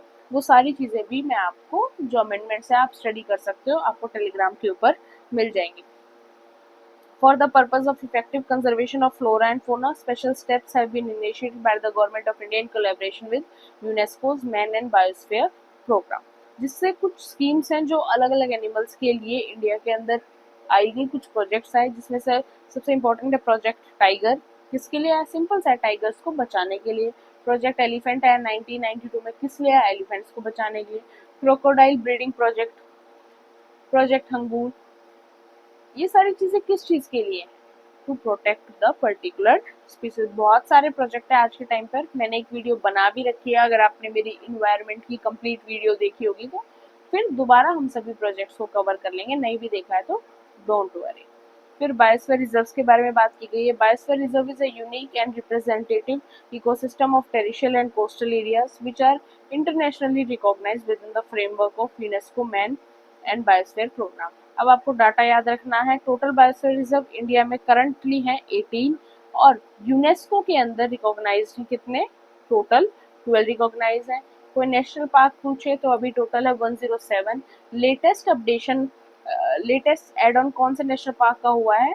सिमलीपाल नेशनल पार्क लेटेस्ट है, 107 है। फिर यहाँ पर नीलगिरी बायोस्फीयर रिजर्व के बारे में बताया गया है। क्यों? क्योंकि ये फर्स्ट बायोस्फीयर रिजर्व था इंडिया का जो स्टेब्लिश हुआ था 1986 के अंदर, तो वहाँ की कैरेक्टरिस्टिक्स को यहाँ पर इसलिए मेंशन किया गया है। फिर नंदा देवी बायोस्फीयर रिजर्व जो कहाँ पर है? उत्तराखंड के अंदर है। इसके अंदर फेमस फ्लोरा कौन से हैं? सिल्वरवुड ऑर्चिड्स हैं। फोना के अंदर यहाँ पर आपको स्नो लेपर्ड मिलेंगे, black bear, brown bear, musk deer, snow Coke, golden eagle, सारी चीजें यहाँ पर आपको देखने को मिलेंगी। देन है सुंदरबन बायोस्फीयर रिजर्व, ये होम है किसका? रॉयल बंगाल टाइगर्स का। फिर है gulf of Mannar biosphere reserves. This biosphere reserves comprise 21 islands. 3600 plant and animal species are globally endangered. Example, sea cow. Besides 6 mangrove species endemic to peninsula are also endangered. Interesting point की बात है, generally an international convention is an agreement among member state of United nation. फिर ये पूरी list दी गई है biosphere reserves की, आप चाहो तो एक बार इसको गो थ्रू यहाँ से कर सकते हो। अब नेक्स्ट टॉपिक है हमारा सॉइल। सॉइल क्या होता है? मिट्टी। Soil is the most important layer of the earth crust. It is valuable resource as it support trees, grasses, crops and numerous life forms over the earth surface. Soil की formation देखते हैं। Soil is the mixture of rock debris and organic materials which develop on the earth surface. Various agents and weathering and gradation have acted, act करते हैं कैसे? As upon the parent rock material to produce एक thin layer को produce करने के लिए। Major factor क्या है जो सॉइल फॉर्मेशन के अंदर काफी मेजर इम्पैक्ट डालते हैं? रिलीफ है, पेरेंट मटेरियल है, क्लाइमेट कैसा है, वहाँ की वेजिटेशन कैसी है, life forms and time. Human activity also influences it to a large extent. Component of the soil क्या है? Mineral particles, humus, water and air. Layer of soil की बात करें, सॉइल की 3 लेयर्स होती है मेनली, जिनको हम हॉरिजन्स कहते हैं। अरेंजमेंट जो होती है इन लेयर्स की, उनको हम सॉइल प्रोफाइल कहते हैं। सबसे पहले है हॉरिजॉन ए, टॉप मोस्ट जोन होता है जहाँ पर organic material have got incorporated with the mineral material, nutrients and water which are necessary for growth of plant. फिर है horizon B, ट्रांजिशन जोन होता है ए और सी के बीच में, and contain matter drive from below. यहाँ पर दोनों तरह का मैटर मिलेगा, जो ओरिजिन ए का भी और हॉरिजन सी का भी, and it has some organic matter in it. फिर है horizon C, it is composed of the loose parent material. This layer is the first stage in the soil formation process and eventually forms the above two layer. फिर soil की classifications के बारे में mention किया गया है। Ancient time में soil used to be classified in two main groups, उर्वारा और उसेरा। फिर उसके बाद क्या हुआ, based on texture the main soil types identify हम करते हैं, sandy, clay, silty and loam. Basis of colour red, yellow, black. Soil survey of India establish हुई 1756 के अंदर, made comprehensive study of soil. Indian Council of Agriculture Research has classified Indian soils on the basis of their nature and character as per the United States Department of Agriculture Soil Taxonomy। फिर ये सारी यहाँ पर आपको taxonomy के बारे में mention है, इसको यहाँ पर स्किप कर देना। फिर classification of soil based on genesis, colour, composition. ये आपके सॉइल के टाइप हैं, alluvial, black, red, yellow, laterite, arid, saline, peaty, forest. अब एक एक करके इनको हमें रीड करना है। सबसे पहले आपको पता होना चाहिए किसी भी सॉइल का कि वो सॉइल का एरिया कौन सा है। जैसे एलुविलियो का है नॉर्थन प्लेन का एरिया है। उसके अलावा आपको क्या पता होना चाहिए किसी भी पर्टिकुलर सॉइल के बारे में, nature sandy, loam to clayey हो सकता है। रिच किसके अंदर है, पोटाश के अंदर, एल्यूविलियल सॉइल, और पुअर किसमें है, फॉस्फोरस के अंदर। तो ये कुछ चीजें हैं जो आपको यहाँ पर सॉइल के बारे में याद रखनी पड़ेगी। ब्लैक सॉइल की बात करेंगे। ब्लैक सॉइल कहाँ मिलती है आपको, मेनली डेक्कन प्लेट्यू वाले रीजन में, जहाँ पर इंक्लूड होता है महाराष्ट्र, मध्य प्रदेश, गुजरात, आंध्र प्रदेश और some part of Tamil Nadu. In the upper reaches of the Godavari and Krishna, the northern western part of Deccan Plateau, the black soil is very deep। उसके अलावा हमें पता होना चाहिए ब्लैक सॉइल को रेगर सॉइल और ब्लैक कॉटन सॉइल भी बोला जाता है। They are generally clayey, deep and impermeable। उसके अलावा हमें पता होना चाहिए यहाँ पर ब्लैक सॉइल है, रिच होती है लाइम के अंदर, आयरन के अंदर, मैग्नीशिया के अंदर, एल्यूमिना के अंदर। और क्या है इसके अंदर, they also contain potash. Lack किसके अंदर है, phosphorus, nitrogen and organic matter. फिर है red and yellow soil. Red soil develop on crystalline igneous rocks in areas of low rainfall in the eastern and southern part of the Deccan plateau along the Piedmont zone of the Western Ghat. Long stretch of area is occupied by red loamy soil. Red and yellow soils are also found in part of Odisha and Chhattisgarh.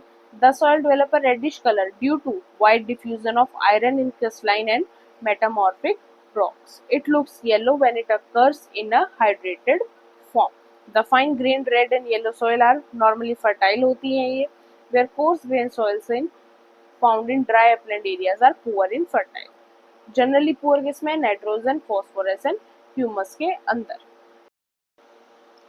Laterite soil. Laterite has been derived from the Latin word later, which means break. It develops in area with high temperature and high rainfall.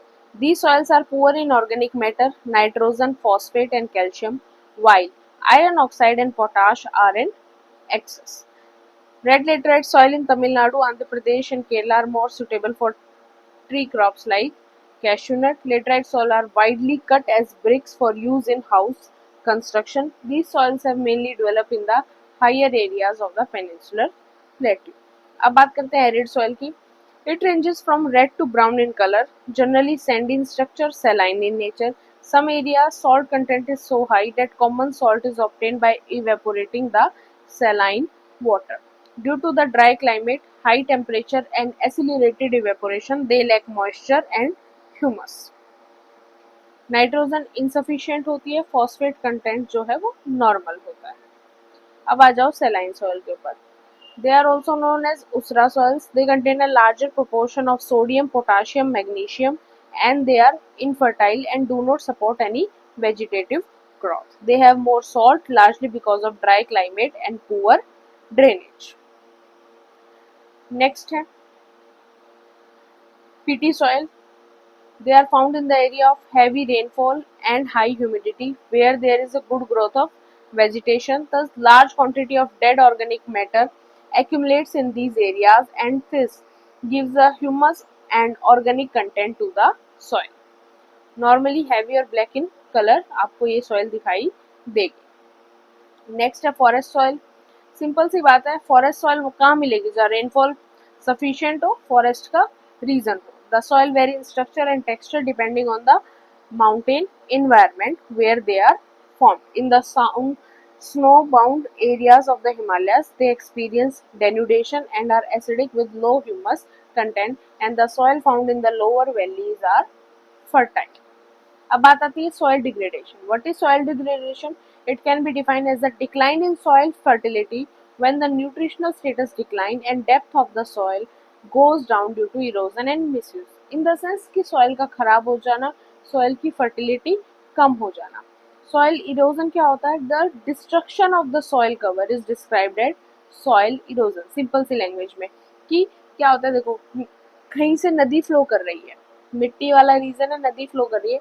अब जब नदी वहां से speed में flow करेगी तो जो soil की अपर लेयर होगी वो नदी के पानी के साथ वहां से बह जाएगी, जिससे क्या होगा कि वो जो अपर लेयर है सॉइल का कवर है उसका डिस्ट्रक्शन हो जाएगा. तो वो क्या हुआ, वो भी एक टाइप का सॉइल इरोजन हो गया.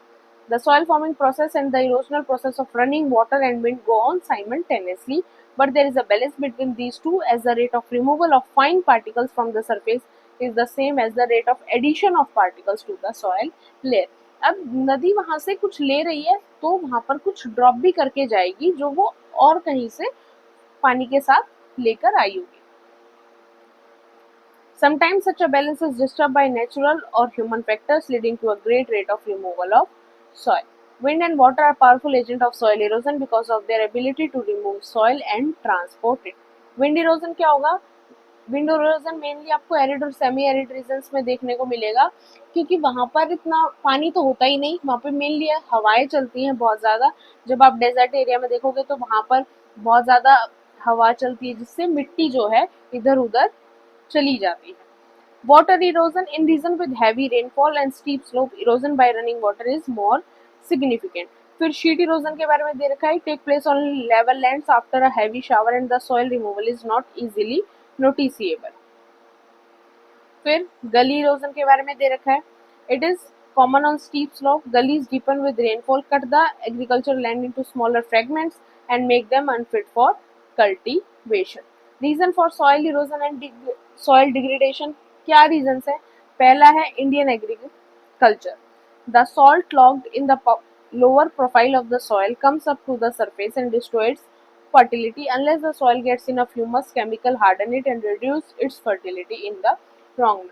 आजकल हम एग्रीकल्चर के लिए काफी एक्सपेरिमेंट करते रहते हैं, केमिकल फर्टिलाइजर्स का यूज करते हैं. ये सारी चीजों की वजह से सॉइल डिग्रेडेशन होता है. डिफॉरेस्टेशन, हम पेड़ को काटते जा रहे हैं, उसकी वजह से सॉइल पे इम्पैक्ट आता है. ओवर ग्रेजिंग, ये भी वन ऑफ द फैक्टर है. फिर बात की गई है सॉइल कंजर्वेशन की, कि सॉइल को कैसे कंजर्व किया जा सकता है और उसके मेजर्स फिर यहाँ पर मेंशन किए गए. The issue of overgrazing and shifting cultivation can be regulated and controlled by educating villagers about the consequences. Villagers को समझा कर कि overgrazing से क्या नुकसान होता है, shifting cultivation से क्या नुकसान होता है. ये कुछ तरीके हैं सॉइल को कंजर्व करने के. उसके अलावा check open cultivated land on slopes from farming. Lands with a slope gradient 15 to 20% should not be used for cultivation. Making terraces can be possible solution on hilly track. तो इस type से ये सारे तरीके हैं जिनसे हम सॉइल को बचा सकते हैं. The Central Soil Conservation Board set up by the Government of India has prepared a number of plans for soil conservation in different parts of the country. अब आपका टॉपिक आता है natural hazards and disasters, causes, consequences and management. ये topic आपका prelims के लिए भी important है और मेंस के अंदर भी इम्पोर्टेंट है, क्योंकि मेंस के अंदर अलग से जो आपका GS3 का एग्जाम होता है वहाँ पे एक टॉपिक होता है डिजास्टर मैनेजमेंट का, तो वहाँ पर भी ये आपके लिए हेल्पफुल है, ज्योग्राफी के अंदर भी और अलग से. Natural hazards and disaster. Disaster in general and natural disaster in particular are some such changes that are always disliked and feared by humankind.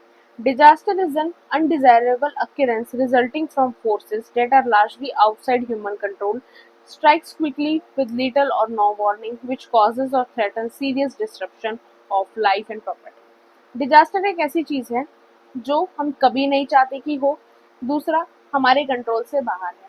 आप अर्थक्वेक को आने से नहीं रोक सकते. अगर अर्थक्वेक आ रहा है तो वो आएगा, आप उसको आने से नहीं रोक सकते. आप अपने आप को प्रोटेक्ट करने के लिए मेजर्स यूज कर सकते हो, लेकिन आप अर्थक्वेक को आने से नहीं रोक सकते, वहां पर ह्यूमन कंट्रोल नहीं है। अर्थ के नीचे जो भी चीजें चल रही है, जितनी हीटिंग है, डिस्टरबेंस है, उन चीजों को हम नहीं रोक सकते। Natural hazard, these are elements of circumstances in the natural environment that have the potential to cause harm to people or property or both. As compared to natural hazards, natural disasters are relatively sudden and cause large-scale, widespread death, loss of property, and disturbance to social system and a life over which people have a little or no control. Any event can be classified as disaster when the magnitude of destruction and damage caused by it is very high. मतलब अगर थोड़ा सा कहीं पर हुआ है, जैसे कि कहीं पर किसी एक इंडस्ट्रियल एरिया है, मान लो एक इंडस्ट्री है, वहां पर कोई भी नेचुरल हजार्ड हो गया, वो तो हो गया हजार्ड में। वहीं कोई ऐसी चीज हुई, अर्थक्वेक आया, अर्थक्वेक ने नियर अबाउट 2 स्टेट्स को हिट किया या फिर 8 स्टेट को कम्प्लीटली हिट किया, तो वो क्या कहलाएगा? वो नेचुरल डिजास्टर कहलाएगा।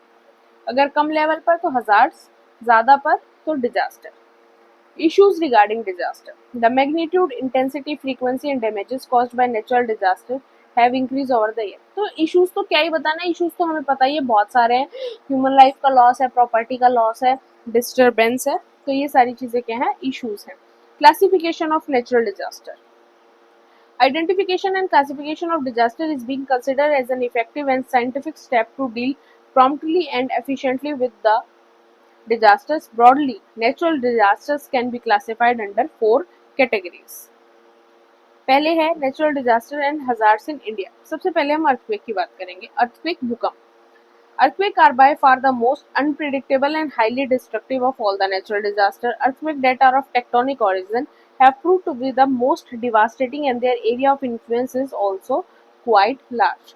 Earthquake एसोसिएट करता है किससे? वॉल्केनिक इरप्शन से, रॉक फॉल से, लैंडस्लाइड से, सब्सिडेंस से, particularly in the mining areas, impounding of dams, reservoir etc. have limited area of influence and the large scale of damage. यहाँ पर एक टेबल दे रखी है, क्लासिफिकेशन ऑफ नेचुरल हजार्ड्स, इनको देख लेना। ये है एटमॉस्फेरिक, ये है टेरिशियल, ये है इक्वेटिक, ये है बायोलॉजिकल। तो एक बार हमको यहाँ पर गो थ्रो कर लेना है। अब फिर यहाँ पर अर्थक्वेक के बारे में बताया गया है। अर्थक्वेक कैसे आता है, अर्थक्वेक को कैसे हम कंट्रोल कर सकते हैं, क्या नई पॉलिसीज हैं अर्थक्वेक से रिलेटेड, अर्थक्वेक से मेजर्स लेने से रिलेटेड, और अर्थक्वेक को हम कैसे काउंट करते हैं कि कितने मैग्नीट्यूड का, कितना नहीं, ये सब कुछ आपकी दूसरी वाली ज्योग्राफी की बुक में, तो हम वहां देखेंगे। यहाँ मेनली क्या बता रखा है कि मोस्ट वनरेबल एरियाज कौन से हैं जहाँ पर अर्थक्वेक आने के ज्यादा चांसेस होते हैं इन इंडिया। जम्मू कश्मीर का रीजन है, लद्दाख, हिमाचल, सिक्किम, ये सारे स्टेट्स हैं।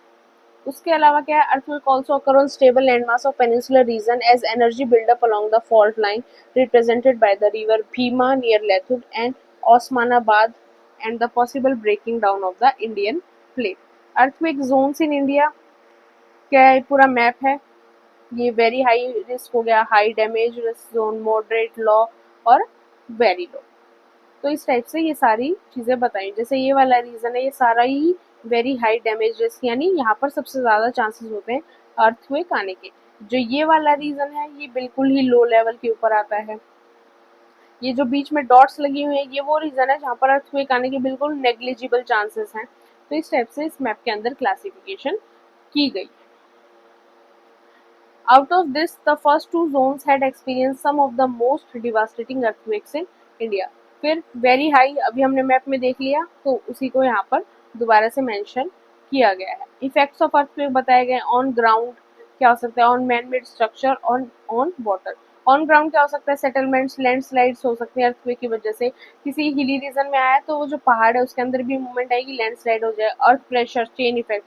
मैन मेड स्ट्रक्चर में क्या है, ये सारी चीजें हो सकती हैं। ऑन वाटर क्या है, ये सारी चीजें हो सकती हैं। Socio environmental consequences of earthquake, it becomes a calamity when it strikes the area of high density of population. It robs the population of their material and social cultural gains that they have preserved over generation. क्यों? क्योंकि ऐसी जगह पर earthquake आया, किसी का घर है, वो घर खत्म हो जाएगा, सब कुछ ही खत्म हो जाएगा, तो इंसान का बचेगा ही क्या। इफेक्ट ऑफ द अर्थक्वेक, तो इफेक्ट ऑफ द अर्थक्वेक अभी हमने डिस्कस कर लिए, सारे काफी वर्स्ट होते हैं। फिर earthquake hazard mitigation. Unlike other disasters, the damages caused by earthquake are more devastating. It also destroys most of the transport and communication skills, providing timely relief to the victims become difficult. Establishing earthquake monitoring centers for regulating, monitoring and fast dissemination of information among the people in the vulnerable areas. इसके ऊपर हमारी government ने काम किया है. Use of GPS can be of great help in monitoring the movement of tectonic plates, preparing a vulnerability map of the country and dissemination of vulnerability risk information among the people and educating them about the ways and means minimizing the adverse impact of earthquake. फिर tsunami के बारे में दिया गया earthquake and volcanic eruption that cause the sea floor to move abruptly resulting in sudden displacement of ocean water in the form of high vertical waves. उनको हम क्या कहते हैं, सुनामी कहते हैं. अर्थक्वेक आया, वोल्केनिक इरप्शन हुआ, उसकी वजह से क्या होगा, सी फ्लोर के ऊपर हलचल होगी, उसके बाद एक सडन डिस्प्लेसमेंट होगा किसका, ओशियन वाटर का, हाई वर्टिकल वेव्स के रूप में. उसको हम क्या कहते हैं, उसको हम सुनामी कहते हैं. The seismic waves cause only one instantaneous vertical wave, but after the initial disturbance, a series of after waves are created in the water that oscillate between the high crest and low throw in order to restore the water level. तो ये सारी चीजें यहाँ पर mention है, आप एक बार इसको यहाँ पर गो थ्रो कर सकते हो, पर ये सारी चीजें दूसरी एनसीईआरटी के अंदर भी मेंशन है, तो वहां पर भी हम इन सारी चीजों के बारे में बात करेंगे. वहां हम बात करेंगे कि क्रेस्ट होता क्या है, लो थ्रो होता क्या है, तो इस तरीके से हम सी फ्लोर के ऊपर उस बुक के अंदर डिस्कस करेंगे. Then a tropical cyclone are intense low pressure areas confined to the area lying between 30° north and 30° south latitude in the atmosphere, around which high velocity wind blow. Horizontally, it extends up to 500 to 1000 km and vertically from a surface of 12 to 14 km. A tropical cyclone or a hurricane is like a heat engine that is energized by the release of latent heat on account of consolidation of moisture that the wind gathers after moving over the ocean and sea. Mainly आपको tropical cyclone आपको उड़ीसा की तरफ देखने को मिलेंगे India के अंदर. Initial condition बता रखे ट्रॉपिकल साइक्लोन के एमर्ज होने से पहले, large and continuous supply of warm and moist area, Coriolis force जो है वो स्ट्रॉन्ग होगा, अनस्टेबल कंडीशंस होंगी, finally absence of strong vertical wind wedge होगा which disturb the vertical transport of latent heat. फिर स्ट्रक्चर बता रखा है पूरा ट्रॉपिकल साइक्लोन का, आपने देखा भी होगा कैसे होता है, वो बीच में से सर्कल सर्कल सर्कल हमें दिखता है, उसके बीच में उसकी आई होती है, तो वो सारा यहाँ पर मेंशन किया गया है. ट्रॉपिकल साइक्लोन की कंसिक्वेंसेस क्या होंगी, the force of the cyclone decreases with increase the distance from the bay of Bengal and the Arabian sea. So the coastal areas are often struck by severe cyclonic storm with an average velocity. Often this result in abnormal rise in the sea level known as sea surge. और वही होगा, simple सी बात है, human settlement disturb होगी, agriculture field disturb होंगी, crops damage होंगी, structure का destruction हो जाएगा. फिर फ्लड, फ्लड को हम बाढ़ कहते हैं, ज्यादा पानी आ जाना, ज्यादा बारिश का हो जाना, नदी के अंदर पानी ज्यादा होना, तो उससे क्या हो जाएगा, आपका फ्लड आ जाएगा. अर्थक्वेक की वजह से किसी रिवर में डिस्टर्बेंस आ गई, रिवर का पानी बाहर आ गया, तो भी आपका क्या होगा, जो फ्लड की सिचुएशन है वो क्रिएट हो जाएगी. हाई फ्लड प्रोन स्टेट कौन सा इंडिया के अंदर, आसाम है, वेस्ट बंगाल है एंड बिहार. इसके बारे में हमने पीछे भी बात की थी. Spread of floods bye humans, अब ह्यूमंस की वजह से क्या चीजें हैं कि हम डिफॉरेस्टेशन कर रहे हैं, हम एग्रीकल्चर प्रैक्टिसेस के लिए चीजों को डिस्टर्ब कर रहे हैं, तो वो कहीं ना कहीं इन चीजों के ऊपर नेगेटिव इम्पैक्ट डालती है. Consequences and control of floods, negative impact of flood, तो वही सेम है जो हमने पीछे सुनामी और अर्थक्वेक के लिए देखा. Positive aspect of flood. Every year flood deposit fertile silt over agriculture field which is good for the cultivation for crops. Majuli, Assam, the largest riverine island in the world, is the best example of good paddy crop after the annual flood in Brahmaputra. फिर solution दे रखा है, solution वही है, आप dams की construction कर सकते हो, ज्यादा से ज्यादा पेड़ लगाए जाएं, मेजर कंस्ट्रक्शन एक्टिविटीज जो हैं उनको फ्लड क्रिएटिंग एरिया से दूर रखा जाए. अब ड्रॉट की बात है, drought is applied to an extended period when there is a shortage of water availability due to inadequate precipitation, excessive rate of evaporation or overutilization of water from the reservoir. मतलब पानी और खाने की कमी होना, अकाल पड़ जाना. Types of drought, meteorological drought होता है situation when there is a prolong period of inadequate rainfall marked with maldistribution of the same over time and space. Agriculture drought क्या होता है, जब एग्रीकल्चर फेल कर जाए। If an area has more than 30% of its crop gross crop area under cultivation, the area is excluded from the drought prone category. ये भी हमें याद रखना है। फिर हाइड्रोलॉजिकल ड्रॉट क्या होता है, it results when the availability of water in different stores and reservoir like aquifers, lake reservoir, etc. fall below what the precipitation can replenish. Ecological drought क्या होगा, जब प्रोडक्टिविटी है जो नेचुरल इकोसिस्टम की वो फेल हो जाएगी due to shortage of water and a consequence of ecological distress damage are included in the ecosystem. Drought prone areas के बारे में बताया गया कौन कौन से हैं। एक्सट्रीम ड्रॉट प्रोन एरियाज कौन से, मेनली आपका राजस्थान का कच्छ और कच्छ वाला रीजन इसके अंदर आता है। राजस्थान में भी जो जैसलमेर बाड़मेर वाला रीजन है वो।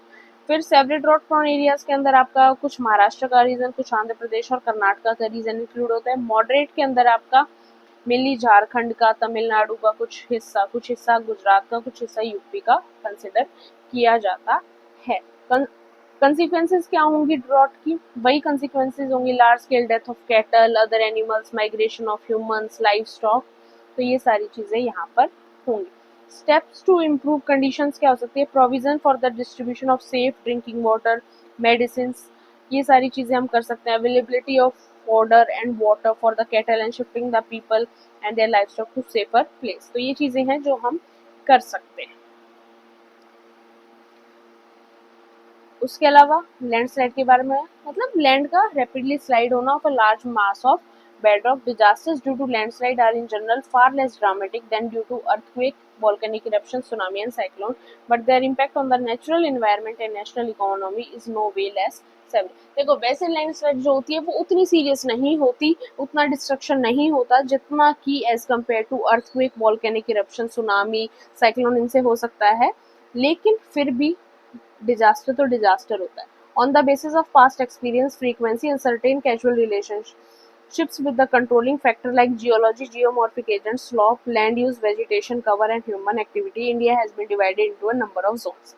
Very high vulnerability zone landslide के लिए कौन सा आपका, मेनली अंडमान एंड निकोबार वाला जो रीजन है, वेस्टर्न घाट का रीजन है, नीलगिरी वाला रीजन है, वहाँ पर सबसे ज़्यादा चांसेस होते हैं।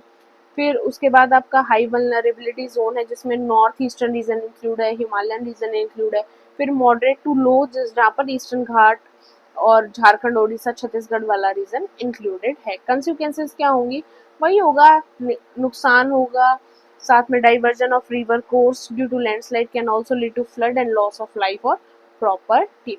मिटिगेशन क्या होता है, it is always advisable to adopt area specific measures to deal with landslides.